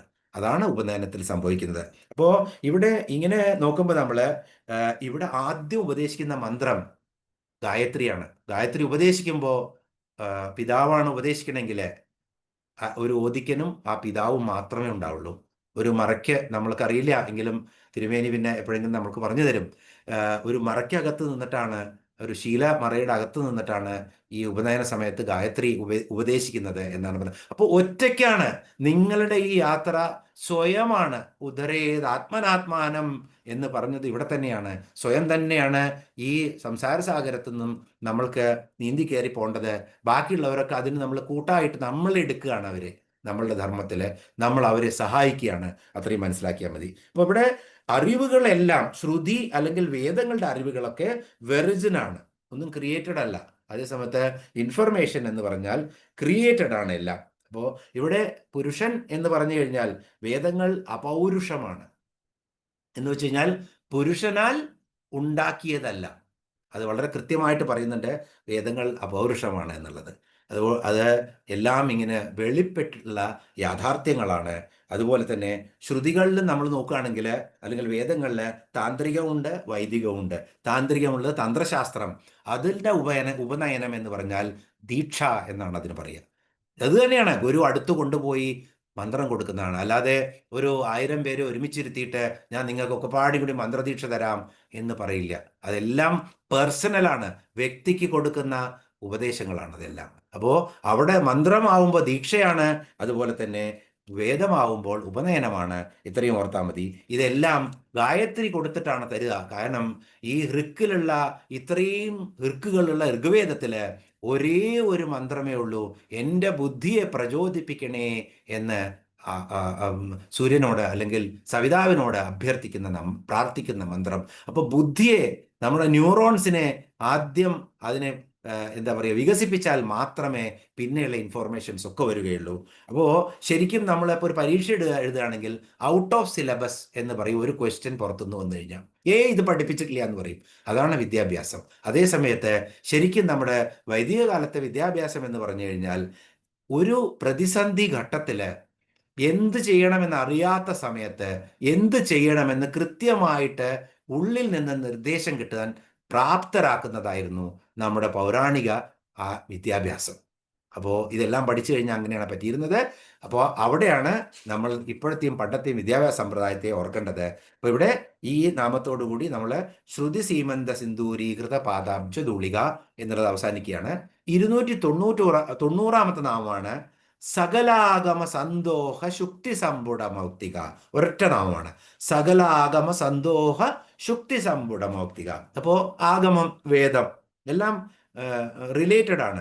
സകല ആഗമം എന്ന് വെച്ച് കഴിഞ്ഞാൽ സകല വേദങ്ങളുടെയും, സകല വേദം ഉപനിഷത്തൊക്കെ എടുത്തോളൂ, അതിൻ്റെയൊക്കെ സന്തോഹം. സന്തോഹം എന്ന് പറഞ്ഞാൽ കൂട്ടം, സമൂഹം അല്ലെങ്കിൽ കൂട്ടം. അപ്പോൾ ഈ ഉപനിഷത്തുകളും സ്മൃതികളും വേദങ്ങളും ഒക്കെ എടുത്തു കഴിഞ്ഞാൽ അതിൻ്റെ കൂട്ടം, ആ സകലാഗമ സന്തോഹ ശുക്തി സമ്പുട മൗക്തിക. ശുക്തി എന്ന് പറഞ്ഞാൽ ശരിക്കും മുത്തുച്ചിപ്പി എന്നാണ് പറയുക. ആ മുത്തുച്ചിപ്പിയുടെ പേരാണ് ശുക്തി എന്നുള്ളത്. സമ്പുടം എന്ന് പറഞ്ഞാൽ ഗർഭീകൃതമായിട്ട് അതിൻ്റെ ഉള്ളില് ഇങ്ങനെ ഇരിക്കുന്ന അവസ്ഥയാണ്. അതിനാണ് ഗർഭീകൃതമായിട്ടിരിക്കുന്ന അവസ്ഥ, അല്ലെങ്കിൽ ഉള്ളിലിരിക്കുന്ന അവസ്ഥയ്ക്കാണ്. ഇപ്പോൾ ഒരു ബോക്സിനകത്ത് അല്ലെങ്കിൽ ഒരു ചെപ്പിനകത്ത് അകത്തിരിക്കുന്നത് പോലെ, മുത്തുച്ചെപ്പിയുടെ അകത്ത് മുത്തിരിക്കുന്നത് പോലെ, അങ്ങനെ ഇരിക്കുന്ന അവസ്ഥയ്ക്കാണ് സംപുടം എന്ന് പറയുന്നത്. മൗക്തികം എന്ന് പറഞ്ഞാൽ മുത്ത്. അപ്പൊ ഇവിടെ എന്താണ്? സകല വേദ സമൂഹമാകുന്ന മുത്തുച്ചിപ്പിക്കുള്ളിൽ മുത്തായിട്ട് സ്ഥിതി ചെയ്യുന്നത് ആരാണ്? ദേവിയാണ്. അപ്പോ സകല ആഗമ സന്തോഹ ശുക്തി സമ്പുട മൗക്തിക. സകലാഗമം സകല വേദങ്ങള്, സന്തോഹം സമൂഹം, ശുക്തി മുക്തിച്ചിപ്പി, സമ്പുടം എന്ന് വെച്ച് കഴിഞ്ഞാൽ ഉള്ളിലിരിക്കുന്നത്, മൗക്തികം എന്ന് പറഞ്ഞാൽ മുത്ത്. അപ്പോ ശരിയായി പറഞ്ഞു കഴിഞ്ഞാൽ ആ മുത്ത് എന്താണ്? ദേവി തന്നെയാണ്. ഈ മുത്തുച്ചിപ്പികളെ വേദങ്ങളാകുന്ന ഉപനിഷത്തുകളാകുന്ന ഈ സമൂഹമാകുന്ന ആ മുത്തുച്ചിപ്പിക്കുള്ളിരിക്കുന്ന അമൂല്യമായിട്ടുള്ള ആ മുത്താണ് ദേവിയാണ്. മുത്തുച്ചിപ്പി എങ്ങനെയാണ് നമുക്കറിയാം. ഏത് നക്ഷത്രത്തിലാണ്? ചോതി നക്ഷത്രത്തിലോ മറ്റോ ആണ്. അതിൽ പെടുന്ന മണൽത്തരിയാണത്രേ മുത്തായി മാറുന്നത് എന്നാ പറയുന്നത്. എന്തായാലും ആ മുത്തായിരിക്കുന്നത് ദേവി തന്നെയാണ്. ഇനി മൗക്തികം എന്നുള്ളതിന് മറ്റൊരു അർത്ഥം കൂടിയുണ്ട്. നാസാഭരണത്തെയും മൗക്തികം എന്ന് പറയും. അപ്പോൾ ഇവിടെ എന്താണ്? അങ്ങനെ നോക്കുകയാണെങ്കിൽ ജഗദംബയുടെ മുഖത്തിലെ ഒരു അവയവം മാത്രമായ നാസാഭരണത്തിലെ ഒരു മുത്താണ് എന്ത്? ഈ വേദങ്ങളും അതുപോലെ തന്നെ ഈ സകല ആഗമങ്ങളും അതുപോലെ പിന്നെ ഉപനിഷത്തുകളും ഒക്കെ എന്നുള്ളതാണ്. ഇപ്പോൾ ശരിക്കും അംബയുടെ രൂപം തന്നെ ജ്ഞാനമാർഗമാണ്. ഈ വേദങ്ങളും ഉപനിഷത്തും ഒക്കെ അതിന് മുത്തുച്ചിപ്പിയായിട്ടിരിക്കുന്നു ദേവി എന്ന് പറഞ്ഞു കഴിഞ്ഞാൽ എത്ര ചെറിയ അംശമാണ് അവിടെ ദേവിയുടെ ഉള്ളൂ എന്ന് കാണിക്കാനാണ് ഇത് വീണ്ടും ഇങ്ങനെ പറയുന്നത്. ഇപ്പോൾ വേദങ്ങളും ഉപനിഷത്തും ഒക്കെ ദേവി അതിനൊക്കെ അപ്പുറത്താണ്. അത്രയും വ്യാപ്തമാണ് ദേവിയുടെ ആ അറിവ് എന്നുള്ളത് കാണിക്കാൻ വേണ്ടിയിട്ടാണ് സകലാഗമ സന്തോഹ ശുക്തി സമ്പുട മൗക്തിക എന്നുള്ള മനോഹരമായ ഉപമയാണ് അവിടെ. എത്ര മനോഹരമായിട്ടാണ് പറഞ്ഞിരിക്കുന്നത്. വേദങ്ങളെയും ഇതിഹാസങ്ങളെയും വേദങ്ങളെയും അതുപോലെ തന്നെ പിന്നെ ഉപനിഷത്തുകളും ഒക്കെ എത്ര ഈ മുത്തുച്ചിപ്പി പോലെ ദേവി അതിൻ്റെ ഉള്ളിൽ ഒളിപ്പിച്ചു വെച്ചിരിക്കുകയാണ് എന്നുള്ള ഈ അർത്ഥം. 296ാമത്തെ നാമം. ഇനി 290ാമത്തെ നാമം. അങ്ങനെ ഈ രണ്ട് നാമങ്ങളിലൂടെ ശ്ലോകം 68 കഴിയാണ്. ഇനി ശ്ലോകം 69ലേക്ക് നമുക്ക് പ്രവേശിക്കാം. പുരുഷാർത്ഥപ്രദാപൂർണ ഭോഗിനി ഭുവനേശ്വരി അംബിക അനാദിനിധന ഹരിബ്രഹ്മേന്ദ്ര സേവിത. ഇവിടെ 291 മുതൽ 297 വരെ 7 നാമങ്ങളുണ്ട്. പുരുഷാർത്ഥപ്രദ ആദ്യത്തെ നാമം. പുരുഷാർത്ഥം ഇപ്പം നമ്മൾ കണ്ടു. വീണ്ടും വീണ്ടും ഒരേ കാര്യങ്ങളാണ് നമ്മൾ പറയുന്നത്. ധർമ്മ അർത്ഥ കാമ മോക്ഷങ്ങളെ പുരുഷാർത്ഥം എന്ന് പറയുന്നു. പുരുഷൻ എന്ന് പറഞ്ഞാൽ സ്ത്രീയുടെ അർത്ഥങ്ങളൊന്നുമില്ല. പുരുഷൻ എന്ന് പറഞ്ഞാൽ മനുഷ്യൻ എന്നാണ് ഇവിടെ അർത്ഥമുള്ളൂ. അപ്പോൾ ധർമ്മ അർത്ഥ കാമ മോക്ഷങ്ങളാണ്. അത് ബ്രഹ്മചര്യം, ഗാർഹസ്ഥ്യം, വാനപ്രസ്ഥം, സന്യാസം എന്നുള്ള 4 ചര്യകളിലൂടെ ഓരോ കൃത്യനിഷ്ഠയോടുകൂടി കടന്നു പോയിട്ട് ആ പരമാനന്ദത്തിലേക്ക് ലയിക്കാൻ നമ്മളെ പ്രാപ്തരാക്കുന്നതാണ് പുരുഷാർത്ഥം. അപ്പോൾ ഈ 4 ധർമ്മ അർത്ഥ കാമ മോക്ഷങ്ങളെ പ്രദാനം ചെയ്യുന്നവളാണ് ദേവി. പുരുഷാർത്ഥപ്രദ. ധർമ്മ അർത്ഥ കാമ മോക്ഷങ്ങളെ ആയ പുരുഷാർത്ഥങ്ങളെ പ്രദാനം ചെയ്യുന്നവളായ ദേവിക്ക് നമസ്കാരം. പുരുഷാർത്ഥപ്രദ. ഇനിയോ പുരുഷൻ എന്ന് പറഞ്ഞു കഴിഞ്ഞാൽ എത്ര അർത്ഥമുള്ളൂ? പുരിയിലിരിക്കുന്ന, പുരി എന്ന് പറഞ്ഞാൽ ഈ ശരീരത്തിനാണ് പുരി എന്ന് പറയുന്നത്. അപ്പോ ശരീരത്തിലിരിക്കുന്ന ജീവനുള്ള ജീവനെയാണ് പുരുഷൻ എന്ന് പറയുന്നത്. അപ്പൊ ജീവന് സ്ത്രീയും പുരുഷനും ഇല്ല, എല്ലാം ആ ചൈതന്യം തന്നെയാണ്. അതുകൊണ്ട് പുരുഷൻ എന്നുള്ളത് മുഴുവൻ ഈ എല്ലാ മനുഷ്യരാശിയാണ് പുരുഷൻ എന്നതുകൊണ്ട് ഉദ്ദേശിക്കുന്നത്. അതുപോലെ പുരുഷൻ എന്നുള്ളതിന് രുദ്രന്റെ രുദ്രൻ എന്നൊരു അർത്ഥം കൂടിയുണ്ട്. പുരുഷൻ എന്നുള്ള പല സ്ഥലത്തും പുരുഷൻ എന്ന രുദ്രനെ വിശേഷിപ്പിക്കുന്നുണ്ട്. അപ്പൊ രുദ്രന്റെ അർത്ഥങ്ങളെല്ലാം പ്രദാനം ചെയ്യുന്ന ദേവി, രുദ്രന് വേണ്ട എല്ലാവിധ ശക്തികളും വിദ്യകളും പ്രദാനം ചെയ്യുന്ന ദേവി. അതുകൊണ്ട് പുരുഷൻ, രുദ്രൻ. അപ്പൊ പുരുഷാർത്ഥപ്രദയായിട്ടുള്ള ദേവി എന്ന് പറഞ്ഞാൽ രുദ്രനെല്ലാം കൊടുക്കുന്ന ദേവി എന്നുള്ള അർത്ഥം. അപ്പൊ പുരുഷാർത്ഥപ്രദ. ഇനിയോ അടുത്ത നാമമാണ് പൂർണ്ണ. ഒറ്റ നാമമാണ്. 292 നാമം പൂർണ്ണ. പൂർണ്ണ എന്ന് പറഞ്ഞാൽ പരിപൂർണയായ ദേവിയാണ്. നമ്മള് ദേവിയുടെ സ്ഥൂല രൂപ വർണ്ണനയിലും കണ്ടിട്ടുണ്ട്. അംഗപ്രത്യംഗം ദേവിക്ക് ഉപമിക്കാൻ ഒന്നും ഈ ബ്രഹ്മാണ്ടത്തിലില്ല എന്ന്. അത്രയും സുന്ദരിയാണ് ദേവി. എല്ലാം തികഞ്ഞതാണ് ദേവി. സൗന്ദര്യങ്ങളുടെയും ഗുണങ്ങളുടെയും ആകത്തുകയാണ് ദേവി എന്ന് നമ്മൾ കണ്ടു. അതുകൊണ്ട് ദേവി പരിപൂർണയായ ദേവി. അതുകൊണ്ട് ദേവിക്ക് പൂർണ്ണ എന്ന് പറയുന്നു. അപ്പോ ഈശാവാസ്യത്തിൽ എന്താ പറയുന്നത്? പൂർണ്ണമത പൂർണ്ണമിതം പൂർണ്ണാത് പൂർണ്ണമുദച്യതേ പൂർണ്ണസ്യ പൂർണ്ണമാദായ പൂർണ്ണമേവാവശിഷ്യതേ എന്ന് പറയുന്നത് ഇത് തന്നെയാണ്. ദേവി തന്നെയാണ് എല്ലാം എന്ന്. ഇവിടെ തന്നെ പൂർണ്ണയാണ് ദേവി. ദേവിക്ക് ഒന്നിനും ഒരു കുറവുമില്ല. ഇനി പൂർണ്ണ എന്ന് പറഞ്ഞു കഴിഞ്ഞാൽ ഇപ്പൊ നമ്മുടെ തിഥികളില് പഞ്ചമി, ദശമി, പൗർണമി, അമാവാസി, അതുപോലെ തന്നെ ശുക്ലപക്ഷത്തിലെ ചതുർദശി, ഈ 5 തിഥികളെ പൂർണ്ണ എന്ന പേരിലും അറിയപ്പെടും. അപ്പോൾ ഈ 5 തിഥികളെയും പൂർണ്ണ എന്ന് വിളിക്കുന്നു. ആ തിഥികളുടെ ഉപദേവികൾക്കൊക്കെ വളരെ പ്രാധാന്യമുണ്ട്. അതെല്ലാം ദേവി തന്നെയാണ്. അതുകൊണ്ട് ഈ പൂർണ്ണ എന്ന് പറയുന്ന തിഥികളുടെയൊക്കെ ദേവികളായ ഈ 5 തിഥികളിലെയും ദേവിയായിരിക്കുന്ന ദേവിക്ക് നമസ്കാരം എന്നും അർത്ഥമായിട്ടെടുക്കാം. അതുപോലെ ശ്രീചക്രത്തിലെ 4 ചക്രിണികൾ നമ്മൾ കണ്ടിട്ടുണ്ട്. കാമേശ്വരി, വജ്രേശ്വരി, ഭഗമാലിനി, സുന്ദരി, ഇങ്ങനെ 4 ചക്രിണികളുണ്ട്. ഇവരിൽ 4ാമത്തേതായ ദേവി സ്വരൂപത്തെ പൂർണ്ണ എന്ന് വിളിക്കുന്നുണ്ട്. അതും ദേവി തന്നെയാണ്. ദേവിയുടെ തന്നെ വിവിധ രൂപങ്ങളാണ് എന്ന് നമ്മൾ കണ്ടു. ഇത് ഭണ്ഡാസുരന്റെ വധസമയത്തും അതുപോലെ തന്നെ ശ്രീചക്രത്തെ നമ്മൾ വ്യക്തമായി കണ്ട സമയത്തും നിത്യകളെ കണ്ടപ്പോഴും ഒക്കെ നമ്മൾ കണ്ടു. ഇതെല്ലാം ദേവിയുടെ രൂപങ്ങളാണ്. അപ്പോൾ ഇവിടെ പൂർണ്ണ എന്ന് പറഞ്ഞു കഴിഞ്ഞാൽ ശരിയായിട്ടും പരിപൂർണയായ ദേവി എന്നർത്ഥം എടുക്കാം. അതിൻ്റെ കൂടെ ഈ പറഞ്ഞ അർത്ഥങ്ങളൊക്കെയും എടുക്കാം. അപ്പോൾ പൂർണ്ണ എന്നുള്ള നാമത്തിൽ ദേവി അറിയപ്പെടുന്നു. ഇനി അടുത്ത നാമമാണ് 293 നാമം ഭോഗിനി. ഭോഗം എന്ന് പറഞ്ഞാൽ സുഖ സാക്ഷാത്കാരം. അപ്പൊ നമുക്ക് എല്ലാ ഭോഗങ്ങളും, ഇവിടെ ഭോഗിനി എന്ന് പറഞ്ഞാൽ എല്ലാ ഭോഗങ്ങളും, സുഖമായിട്ടുള്ള സാക്ഷാത്കാരങ്ങളെല്ലാം അനുഭവിക്കുന്ന ദേവി, അല്ലെങ്കിൽ നമ്മൾ അനുഭവിക്കുന്ന ഓരോ സുഖവും ദേവിയുടേതാകുന്നു. അപ്പൊ ഈ എല്ലാവർക്കും ഇപ്പൊ എനിക്കിന്ന് ഞാൻ ഈ സുഖം അനുഭവിച്ചു എന്ന് നമ്മൾ ഓർക്കുക. ആ സുഖം എന്നുള്ള ആ തൃപ്തി നമുക്ക് അത് പെർമനന്റ് ആവുമ്പോഴാണ് നമുക്ക് ആത്മസാക്ഷാത്കാരം കിട്ടുന്നത്. പക്ഷെ ആ സുഖം നമ്മൾക്ക് തരുന്നത് നമ്മളിലിരിക്കുന്ന ആ ദേവി ചൈതന്യമാണ്. അപ്പോൾ ഭോഗിനി എന്നുള്ള പേര് കൊണ്ട് ദേവി ആ ചൈതന്യം തന്നെയായിരിക്കുന്ന എല്ലാ സുഖ സാക്ഷാത്കാരങ്ങളും അനുഭവിക്കുന്ന ദേവി എന്ന നാമത്തിൽ നമ്മൾ പറയുന്നു. ഇനി ഭോഗി എന്ന് പറഞ്ഞാൽ സർപ്പം എന്ന അർത്ഥമുണ്ട്. അപ്പോ ഭോഗീന്ദ്രശായിനം കുരുകുശലദായിനം എന്ന് പറഞ്ഞിട്ട് സ്വാതിനാളുടെ ഒരു വളരെ മനോഹരമായ കൃതിയുണ്ട്. ഇത് ധാരാളം നിങ്ങൾ യൂട്യൂബിലൊക്കെ കേൾക്കാം. അപ്പോൾ നമ്മളത് നമ്മുടെ പത്മനാഭസ്വാമിയാണ് കീർത്തിച്ചുകൊണ്ടുള്ള കീർത്തനമാണിത്. ഭോഗീന്ദ്രശായനം എന്നുള്ള കീർത്തനം. അപ്പോൾ ഭോഗീന്ദ്രശായനം എന്ന് പറഞ്ഞാൽ അനന്തന്റെ പുറത്ത് ശയിക്കുന്നത്. അപ്പോൾ ഭോഗി എന്ന് പറഞ്ഞാൽ സർപ്പമാണ്. അപ്പോൾ ഭോഗിനി എന്ന് പറഞ്ഞാലോ അപ്പൊ സർപ്പിണി എന്നർത്ഥം വരും. അപ്പോ നാഗകന്യക എന്നർത്ഥം വരും അങ്ങനെ പറയുമ്പോൾ.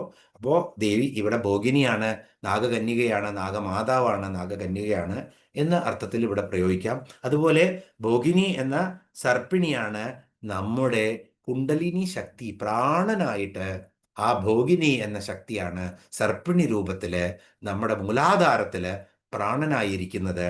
അത് ഒളിഞ്ഞ ഒരു കുണ്ടത്തിനകത്തിരിക്കുന്നു. അത് 2.5 ചുറ്റുള്ള സർപ്പം പോലെയാണ്. സർപ്പത്തിന്റെ പോലെ ശീൽക്കാരമാണ് അത്.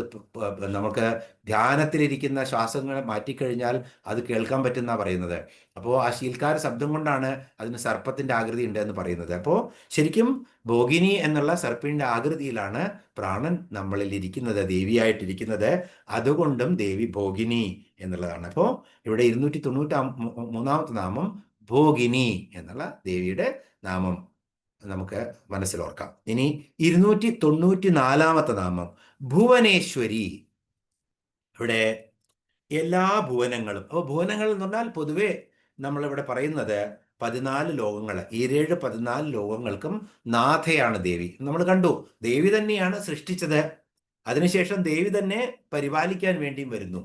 അതുകൊണ്ടാണ് ദേവി അമ്മയായിരിക്കുന്നത്. ഇപ്പോൾ ഭോഗിനി എന്ന് പറഞ്ഞാൽ മനുഷ്യരുടെ ശരീരത്തിൽ അല്ലെങ്കിൽ എല്ലാ ഭുവനങ്ങൾക്കും നാഥയായിരിക്കുന്ന, 14 ലോകങ്ങൾക്കും നാഥയായിരിക്കുന്ന ദേവി ഭുവനേശ്വരി. ആ ഭുവനേശ്വരിക്ക് നമസ്കാരം എന്നാണ് ഇതിൻ്റെ പ്രകടമായ അർത്ഥം, ഭുവനേശ്വരി എന്നുള്ളതിൻ്റെ. ഇനി അടുത്ത ഒരു അർത്ഥം കൂടി പറയാം, മനുഷ്യരുടെ ഉള്ളിൽ വസിക്കുന്ന ഗുരു വിശേഷ രൂപിയാണ്. അപ്പോൾ എല്ലാ നമ്മുടെ അറിവുകളും ഉയർത്തെഴുന്നേൽക്കുന്നത് നമ്മുടെ കുണ്ടലിനിയിൽ നിന്നാണ്, അങ്ങനെ കർമ്മങ്ങളും. അപ്പോൾ അവിടെ വസിക്കുന്ന ദേവിയാണിത്. അപ്പോൾ ദേവി തന്നെയാണ് നമ്മളുടെ എല്ലാ അറിവുകൾക്കും ആധാരം. അതുകൊണ്ട് ദേവി ആ ഭുവനേശ്വരി എന്ന പേരിൽ അറിയപ്പെടുന്നു. അപ്പോൾ ശരിക്കും ഭുവനങ്ങൾക്കെല്ലാം ഈശ്വരിയായിട്ടുള്ളവൾ, ആ ഈശ്വരിക്ക് നമസ്കാരം. 295 നാമമാണ് അംബിക. അംബിക നോ അംബിക എന്നുള്ള നാമത്തില് ശരിക്കും ജഗന്മാതാവ് എന്നാണ് ഇവിടെ അർത്ഥം. എന്ന് വെച്ച് കഴിഞ്ഞാൽ ശ്രേഷ്ഠയായ മാതാവാണ് അമ്മ ദേവി. അതുകൊണ്ട് ദേവിയെ അംബിക എന്ന് വിളിക്കുന്നു. ഇവിടെ ശരിക്കും നോക്കിക്കഴിഞ്ഞാൽ ദേവിയുടെ നാമങ്ങൾ, നമ്മൾ ആദ്യത്തെ നാമങ്ങൾ കണ്ടു, ശ്രീമാത, അത് കഴിഞ്ഞ് ശ്രീ മഹാരാജ്ഞി, അത് കഴിഞ്ഞ് ശ്രീമത് സിംഹാസനേശ്വരി, 3 നാമങ്ങൾ. അപ്പൊ അപ്പോഴേ നമ്മൾ അതിനെക്കുറിച്ച് പറഞ്ഞിരുന്നു. ശ്രീമാത എന്ന് പറഞ്ഞാൽ സൃഷ്ടിയാണ്, എല്ലാ സൃഷ്ടിക്കും കാരണക്കാരിയാണ്, അമ്മയാണ്. ശ്രീ മഹാരാജ്ഞി എന്ന് പറഞ്ഞാൽ രാജ്ഞിയുടെ കാര്യം എന്താണ്? ജ്യേഷ്ഠ എന്ന് വെച്ച് കഴിഞ്ഞാൽ ശരിക്കും സ്ഥിതിയാണ്, അവിടെ പരിപാലിക്കുകയാണ്. രാജാവിന്റെ ധർമ്മം എന്താണ്? പ്രജാപരിപാലനം. അപ്പോ ശ്രീമാതാ, ശ്രീ മഹാരാജ്ഞി. ഇനിയോ ശ്രീമത് സിംഹാസനേശ്വരി, രാജാവ് ശിക്ഷിക്കാൻ എപ്പോഴാണ് സഭ വിളിച്ചു കൂട്ടിയിട്ട് സിംഹാസനത്തിൽ ഇരിക്കുമ്പോഴാണ് രാജാവ് ശിക്ഷ പ്രഖ്യാപിക്കുള്ളൂ. അപ്പൊ സിംഹാസനേശ്വരി ആണെങ്കിൽ എന്താണ് ചെയ്യുന്നത്? അവിടെ സംഹരിക്കാൻ ശക്തിയുള്ളവളാണ്. ഇപ്പൊ 3 നാമങ്ങൾ, ആദ്യത്തെ നാമങ്ങളിലേക്ക് പോവും. ഇപ്പൊ കുറേ കാലം കഴിഞ്ഞതിന് ശേഷം ശ്രദ്ധിക്കുന്ന ആളുകൾ ഉണ്ടായിരിക്കും. അപ്പൊ അവർക്കൊക്കെ ഒന്നും കൂടി തിരിച്ചു പോകേണ്ടി വരും. ആ ബസ്സിൽ നമ്മൾ ഇപ്പോൾ എവിടേക്കോ പോകേണ്ടതെന്ന് അറിയാതെ ആദ്യം ബസ്സിൽ ചാടിക്കേറി, എന്നിട്ട് കുറേ പോയതിന് ശേഷം കുറച്ചുകൂടിയും പോയി കഴിഞ്ഞാൽ വീണ്ടും നമുക്ക് കൃത്യമായിട്ട് തിരിച്ചു വരാൻ പറ്റും. അപ്പോൾ ശ്രീമാത എന്ന് പറഞ്ഞാൽ സൃഷ്ടിയും, വാമ എന്നുള്ള രൂപത്തിലാണ് ദേവി. ശ്രീ മഹാരാജ്ഞി എന്ന് പറഞ്ഞാൽ സ്ഥിതിയും, ശ്രീമത് സിംഹാസനേശ്വരി എന്ന് പറഞ്ഞാൽ രൗദ്രിയായിട്ട് സംഹരിക്കുന്ന ദേവിയാണ്. അപ്പൊ ദേവി തന്നെ സൃഷ്ടി സ്ഥിതി സംഹാരിണിയാണ് ഇവിടെ. ഇനിയോ അവസാനത്തെ നാമം 1000-ാമത്തെ ലളിതാംബിക. ലളിത മാറ്റിക്കോളൂ, അംബിക എന്നുള്ളതാണ്. അപ്പോ അംബിക എന്ന് പറഞ്ഞാൽ എന്താണ്? സൃഷ്ടിയിൽ നിന്നും സമഷ്ടിയിലേക്ക് നമ്മളെ കൊണ്ടെത്തിക്കുകയാണ്. ആദ്യം എന്തായിരുന്നു? ശ്രീമാത എന്ന് പറഞ്ഞ അവിടുന്ന് ആ പരമ ചൈതന്യത്തിലേക്ക്, ഈ എല്ലാറ്റിൻ്റെയും ശ്രേഷ്ഠതയിലേക്ക് നമ്മളെ കൊണ്ടെത്തിക്കുകയാണ്. ആ പ്രയാണമാണ് ഈ ലളിതാ സഹസ്രനാമം. ഇനി ഇതിനെ നമ്മൾ തന്ത്രശാസ്ത്രത്തിൽ ഒന്ന് ചെറുതായിട്ട് നോക്കാം, ഈ 3 നാമങ്ങളും. ഇപ്പോൾ ജ്യേഷ്ഠ എന്നാണ് നമ്മൾ പറഞ്ഞത് ശ്രീമാത എന്ന് പറഞ്ഞപ്പോൾ വാമ എന്ന രൂപത്തിലുള്ള ഭഗവതിയാണ്. അതുപോലെ ശ്രീ മഹാരാജ്ഞി എന്ന് പറഞ്ഞപ്പോൾ ജ്യേഷ്ഠ എന്ന രൂപത്തിലുള്ള ഭഗവതിയാണ്. ശ്രീമത് സിംഹാസനേശ്വരി രൗദ്രി എന്ന രൂപത്തിലാണ്. ഇത് ശരിക്കും വാമ ഈ ഒരു ത്രികോണാകൃതിയിൽ ഇതിനെടുക്കുകയാണെങ്കിൽ, നമ്മൾ ഇങ്ങനെ ത്രികോണാകൃതി എടുക്കുമ്പോൾ ഇതിനകത്ത് ആ 3 ഭാഗങ്ങളിലും ദേവി ഇരുന്ന സൃഷ്ടിസ്ഥിതി സംഹാരങ്ങൾ ചെയ്യുകയാണ്. ആ ത്രികോണത്തിൽ 3 ബിന്ദുക്കൾ ഉണ്ടാവും. അതിന് നമ്മൾ കൂട്ടി ചുരുക്കി വന്നു കഴിഞ്ഞാൽ ബിന്ദുമണ്ഡലവാസിനിയായിട്ടുള്ള ബ്രഹ്മാണ്ഡ സ്വരൂപിണിയായിട്ടുള്ള അംബികയായി മാറും. അപ്പോൾ അംബികയുടെ നാമം വളരെയധികം ഇമ്പോർട്ടൻസ് ഉള്ളതാണ്. അപ്പോൾ അവസാനത്തെ നാമത്തിലേക്ക് എത്തിക്കുന്നതിന് മുന്നേ തന്നെ അവിടെ ലളിതാംബികയാണ്, ഇവിടെ അംബിക എന്നുള്ള നാമമാണ്. അപ്പോൾ ജഗന്മാതാവായി മാറുന്നതാണ്. അപ്പം നമ്മളെയൊക്കെ സൃഷ്ടി സ്ഥിതി പരിപാലനം ചെയ്ത് നമ്മളെ ശാസിച്ച് നയിച്ച് വേദങ്ങൾ തന്ന് ആജ്ഞകൾ തന്ന് നമ്മളെ നയിക്കുന്നതാണ് സന്മാർഗത്തിലേക്ക്. ഇതൊന്നും ഉപയോഗിക്കാതെ നമ്മളിങ്ങനെ ജന്മം പാഴാക്കി പോകുന്നു, കുറേ കാലം വേണ്ടി വരും അപ്പോൾ ഇതെല്ലാം മനസ്സിലാക്കിയെടുക്കാൻ. അപ്പോൾ സൃഷ്ടിയിൽ നിന്നും സമഷ്ടിയിലേക്കുള്ള പ്രയാണമാണ് ഈ ലളിതാ സഹസ്രനാമം. അങ്ങനെ ഇത് പറയാം. ഇനി ശരിക്ക് ദേവി ഭാരതി, പൃഥ്വി, രുദ്രാണി എന്ന 3 രൂപങ്ങൾ കൈക്കൊണ്ടിട്ട് ഇച്ഛാശക്തി, ഭാരതി എന്ന് പറഞ്ഞാൽ ഇച്ഛാശക്തി, പൃഥ്വി ക്രിയാശക്തി, രുദ്രാണി ജ്ഞാനശക്തി, ഇങ്ങനെ ഈ ഇതിനെ 3നെയും യോജിപ്പിച്ചിരിക്കുന്നതാണ് സമഷ്ടിയാണ് അംബിക.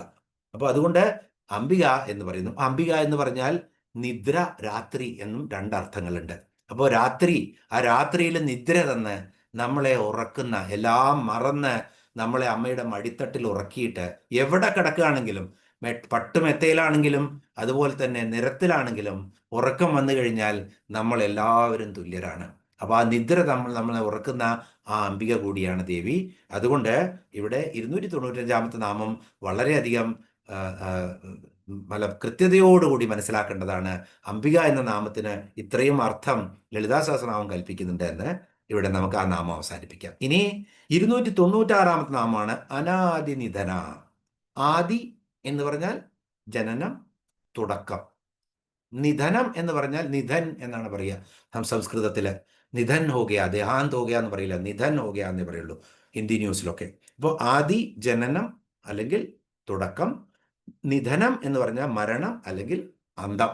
ആദി, അന്തം, ജനനം, മരണം. അപ്പോൾ ജനനവും മരണവും ഒന്നും ഇല്ലാത്തവളാണ് ദേവി. അത് നമ്മൾക്ക് അറിയാം. അനാദി നിധന. അപ്പൊ ആദിയുമില്ല അന്തവുമില്ല, അതുകൊണ്ട് അനാദിനിധന എന്ന് പറയും. ഇത് രണ്ടും ഇല്ലാത്ത എന്ന് പറയുമ്പോൾ ഇവിടെ നെഗറ്റീവായി മാറും. അപ്പൊ അനാദിനിധന എന്ന് പറഞ്ഞാൽ ജനനവും മരണവും ഇല്ലാത്തവൾ, ആദിയും അന്തവും ഇല്ലാത്തവൾ. അപ്പൊ ആദിയും അന്തവും ഇല്ലെങ്കിൽ മധ്യമില്ല. മധ്യമില്ല എന്ന് പറഞ്ഞു കഴിഞ്ഞാൽ ദേവിയുടെ നാമം നമ്മൾ കണ്ടിട്ടുണ്ട്. ആ ദേവിയുടെ സ്ഥൂല ശരീരത്തിൽ അരക്കെട്ട് നാഭി വർണ്ണിക്കുമ്പോൾ പറയുന്നുണ്ട് മധ്യസ്ഥലം ദേവിക്കില്ല എന്ന്. അതിൻ്റെ അർത്ഥം ദേവിക്ക് ആദിയും അന്തവും ഇല്ല എന്ന് അന്നും പറഞ്ഞു വെച്ചിട്ടുണ്ട്. തിരിച്ച് ബസ്സിലേക്ക് കയറി ഒന്നും കൂടി പോവാ സ്റ്റോപ്പ്. അപ്പോൾ ആദി ഇല്ല അന്തവും ഇല്ലാത്ത ദേവിയാണ്. അപ്പോൾ സാധകനെ അമൃതത്വത്തിലേക്ക് നയിക്കുന്നതാണ് ദേവി. ആദിയും അന്തവും ഇല്ല എന്ന് പറഞ്ഞാൽ ദേവിക്ക് ആദിയും അന്തവും ഇല്ലെങ്കിൽ നമുക്കും ആദിയും അന്തവും ഒന്നുമില്ല. ജനനം നമ്മൾ പണ്ടും കണ്ടു. നമ്മുടെ ഡേറ്റ് ഓഫ് ബർത്ത് എന്ന് പറഞ്ഞു കഴിഞ്ഞാൽ അതിന് ഒരു കൃത്യതയുമില്ല. കാരണം നമ്മളുടെ ഫീറ്റസ് ഉണ്ടായിട്ടുള്ള ദിവസം കണക്കാക്കേണ്ടി വരും. കാരണം പ്രാണനായി വരുന്നത് ബീജത്തിൽ നിന്നാണ് പ്രാണശക്തി വരുന്നത്. അത് അണ്ടത്തിലാണ് വളരുന്നത്. അപ്പോൾ അവിടെ വരുന്ന ഫീറ്റസ് എന്ന് വന്നു, അന്ന് ആ പ്രാണൻ അന്നുണ്ടായി. ആ പ്രാണൻ പിതാവിൻ്റെയും മാതാവിൻ്റെയും ഊർജ്ജത്തിൽ നിന്നാണ് വന്നെങ്കിൽ അവരുണ്ടായപ്പോൾ ഉണ്ടായി. അത് അങ്ങനെ അത് എന്നേക്ക് പോകും, വർഷങ്ങൾക്ക്. അപ്പൊ ഡേറ്റ് ഓഫ് ബർത്തും ഡേറ്റ് ഓഫ് ഡെത്തും ഇല്ല. ഇതുകൊണ്ടാണ് ത്വം തു രാജൻ മരിഷ്യേതി പശുബുദ്ധി ഇമാം ജഹി എന്ന് പരീക്ഷത്തിനോട് പറഞ്ഞു കൊടുത്തത് അവസാനം. കാരണം നിനക്ക് മരണമൊന്നുമില്ല പരീക്ഷത്തെ, മരിക്കുന്നത് എന്താണ്? പശുബുദ്ധിയാണ്. ഞാനാണ് ഈ ശരീരം എന്നുള്ള ബുദ്ധിയാണ് മരിക്കുന്നത്, അല്ലാതെ ഒന്നും മരിക്കുന്നില്ല. ഈ ശരീരമേ പോകുന്നുള്ളൂ, അല്ലെങ്കിൽ ആ പശുബുദ്ധിയാണ് പോകുന്നുള്ളൂ എന്നാണ് പറയുന്നത്. അപ്പോൾ ജനനവും മരണവും ഇല്ലാത്ത ദേവി, ആ അനാദിനിധനയായ ദേവിക്ക് നമസ്കാരം. ഇനി മറ്റൊരു കാര്യം കൂടി നോക്കുകയാണെങ്കിൽ, പണ്ട് കേരളത്തിലൊക്കെ പ്രത്യേകിച്ചും ഈ അക്കപ്പടം ഉണ്ടായിരുന്നു. അക്കപ്പടം എന്ന് പറഞ്ഞു കഴിഞ്ഞാൽ ഇപ്പോൾ ഒരു 12 എങ്ങടും ഇങ്ങനെ 3 ലൈനാണെങ്കിലും 12 കിട്ടും, അല്ലെങ്കിൽ 15 കിട്ടും. ഡയഗണലാണെങ്കിലും 15 കിട്ടും. എവിടുന്ന് എണ്ണി കൂട്ടിയാലും 15 കിട്ടും. അത് ഓരോ ചില നമ്മുടെ ബീജാക്ഷരങ്ങളെ പോലെ ശക്തിയുള്ള അക്കപ്പടങ്ങൾ ഉണ്ടായിരുന്നു. അത് വെച്ച് പൂജിച്ചു കഴിഞ്ഞാൽ അങ്ങനെ ആ സാധകന് നല്ല ഫലങ്ങൾ കിട്ടുമായിരുന്നു. ഇപ്പം ആ ശാസ്ത്രം ഓൾമോസ്റ്റ് നിന്ന് പോയിട്ടുണ്ട്. ഇപ്പോൾ ഗൂഗിളിലൊക്കെ ഇങ്ങനെ വെറും യൂട്യൂബിലൊക്കെ കാണാം, ജസ്റ്റ് നമുക്ക് രസിക്കാൻ വേണ്ടി മാത്രം. ഇത് അപ്പോൾ ഇങ്ങനെ ഈ അക്കപ്പടത്തിന് 80 എന്നുള്ള, അപ്പോൾ അനാദി നിധന എന്ന് പറഞ്ഞാൽ, ആദി എന്ന് പറഞ്ഞാൽ 80 എന്നാണ് അർത്ഥം. 80 അപ്പോൾ മറ്റു തന്ത്രശാസ്ത്രത്തിൽ ഒരു രൂപമായിട്ട് പോകുമ്പോൾ ആദി എന്ന് പറഞ്ഞാൽ 80 അപ്പോൾ നിധന എന്ന പദം എന്താണ്?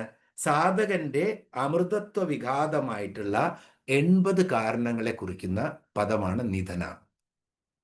അപ്പോൾ ഇവിടെ എന്താണ് അനാദിനിധന എന്ന് പറഞ്ഞാൽ?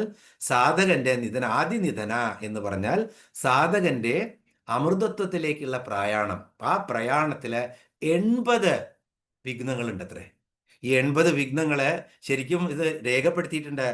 വായിച്ച് മനസ്സിലാക്കി കഴിഞ്ഞാൽ അത്ഭുതം തോന്നും. അതിനകത്ത് നമ്മൾ 4-5 പെട്ടെന്ന് കാണാം. അപ്പോൾ ശരിക്കും ഈ നമുക്ക് പലപ്പോഴും കാണുന്നതാണ് ആദ്യം ആരംഭശൂരത്വം ഉണ്ടാവുക. ഇപ്പോൾ ലളിതാ സഹസ്രനാമം പഠിച്ചെടുക്കണം. ഒരു ദിവസം വായിച്ചു, നല്ല കോൺസെൻട്രേഷൻ, 2 ദിവസം വായിച്ചു, 3 ദിവസം വായിച്ചു, ബോറടി. ആദ്യം വരുന്നതാണ് ആലസ്യം. ആരംഭശൂരത്വത്തിൽ നിന്നും തുടങ്ങിയിട്ട് നമ്മുടെ ശരീരം നമ്മളോ ആരും കൊണ്ടല്ലത്, നമ്മളുടെ കർമ്മങ്ങളും ഒക്കെയാണ് ഇതിനെ ഇങ്ങനെ വലിക്കുന്നത്. അപ്പോൾ ഈ 80 വിഘ്നങ്ങൾ, സാധകന് അമൃതത്വത്തിലേക്ക് പോകാനുള്ള 80 വിഘ്നങ്ങൾ, അതാണ് ആദിനിധനം. അത് ഇല്ലാതാക്കി കഴിഞ്ഞാൽ അനാദിനിധനം, അത് ദേവിക്കേ പറ്റുള്ളൂ. ആലസ്യം, അത് കഴിഞ്ഞാൽ രണ്ടാമത് വ്യാധി. അപ്പോൾ നമ്മൾക്ക് വ്യാധിപ്പെടാം അശ്രദ്ധ കൊണ്ട്. നമ്മൾ ഭയങ്കരമായിട്ട് ഉപവാസം ചെയ്യാൻ തുടങ്ങി, ഇനി ഞാൻ ഭക്ഷണമൊന്നും കഴിക്കില്ല, അങ്ങനെ അസിഡിറ്റി വന്നു. അല്ല, കാലക്കേട് കൊണ്ട് എന്തെങ്കിലും അസുഖം വന്നു, ഇതൊന്നും അല്ലാതെ. അല്ലെങ്കിൽ ആർക്കെങ്കിലും അസുഖം വന്നു വീട്ടിലെ, നമുക്ക് നമ്മുടെ സാധനം ഉപേക്ഷിച്ച് പോകേണ്ടി വന്നു 15-20 ദിവസത്തിന്, അപ്പോൾ വ്യാധി വരാം. അതുപോലെ തന്നെ മൂന്നാമത്തത് പ്രമാദം. പ്രമാദം എന്ന് പറഞ്ഞാൽ മനസ്സംയനം നഷ്ടപ്പെടുകയാണ്.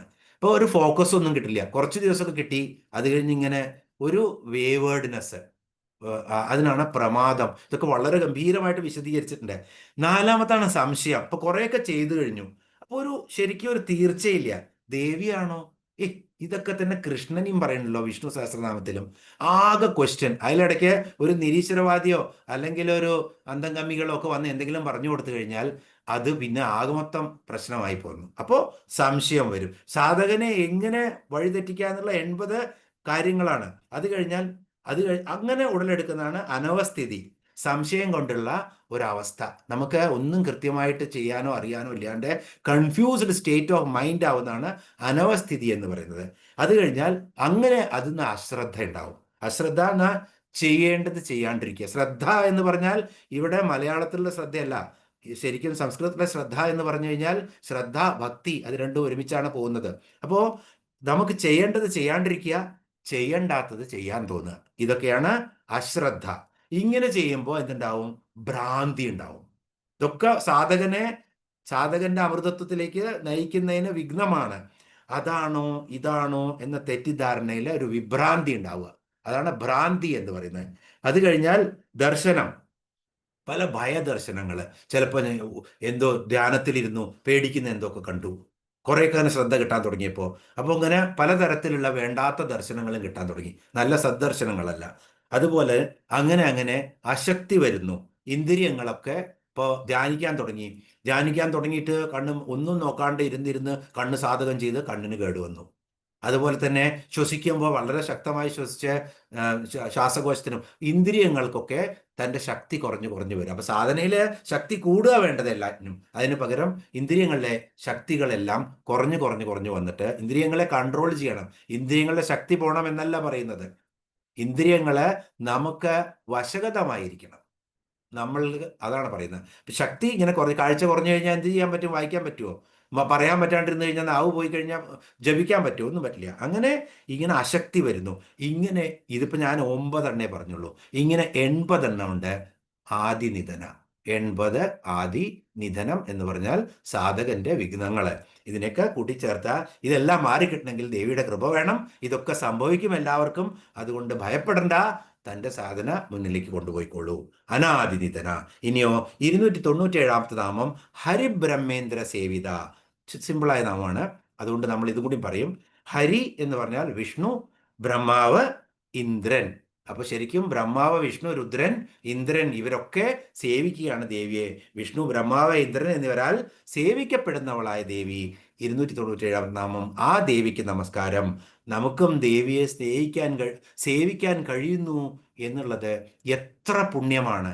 കാരണം ദേവി ഇങ്ങനെ ഇരിക്കുന്ന സമയത്ത് രുദ്രൻ വരുമ്പോൾ ഇന്ദ്രന്റെയും വരുണന്റെയും ഒക്കെ മുത്തുകൾ നിറഞ്ഞ ആ കിരീടങ്ങളെ ഇറക്കി വെച്ചിട്ട് അവരിങ്ങനെ സാഷ്ടാംഗം പ്രണമിച്ച് കിടക്കുക അത്രേ. അപ്പൊ തോഴിമാര് പറയും, അല്ലെങ്കിൽ ഉപദേവികൾ പറയും, ദേവി ശ്രദ്ധിക്കൂ, ദേവിയുടെ കോമളമായിട്ടുള്ള ആ കാല് ഈ രത്നങ്ങളിൽ തട്ടി മുറിയരുത് എന്ന്. കാരണം ഇവരെല്ലാം വന്ന് സാഷ്ടാംഗം പ്രണമിക്കുകയാണ്. ആ ദേവിയെ പൂജിക്കാൻ നമുക്ക് പറ്റുന്നു എന്ന് പറഞ്ഞാൽ നമ്മുടെയൊക്കെ എത്ര ഭാഗ്യം, അഹോ ഭാഗ്യം. അവരെയൊക്കെ ബ്രൈബ് ചെയ്യാണ്ട് ശരിക്കും പൂജിക്കാൻ, അല്ലെങ്കിൽ ശരിക്കും മനസ്സിൽ ഉൾക്കൊള്ളാൻ നമുക്ക് പഠിക്കട്ടെ എന്ന് മനസ്സിൽ ധ്യാനിച്ചുകൊണ്ട് ആ ദേവിയുടെ ആ ചുവന്ന രൂപമായിട്ടുള്ള സ്വരൂപം മനസ്സിൽ ധ്യാനിച്ചുകൊണ്ട് ഇന്ന് നമുക്ക് ഇവിടെ അവസാനിപ്പിക്കാം. പൂർണ്ണമദ പൂർണ്ണമിദം പൂർണ്ണാത് പൂർണ്ണമുദച്യതേ പൂർണ്ണസ്യ പൂർണ്ണമാദായ പൂർണ്ണമേവാവശിഷ്യതേ. ഓം ശാന്തി ശാന്തി ശാന്തി.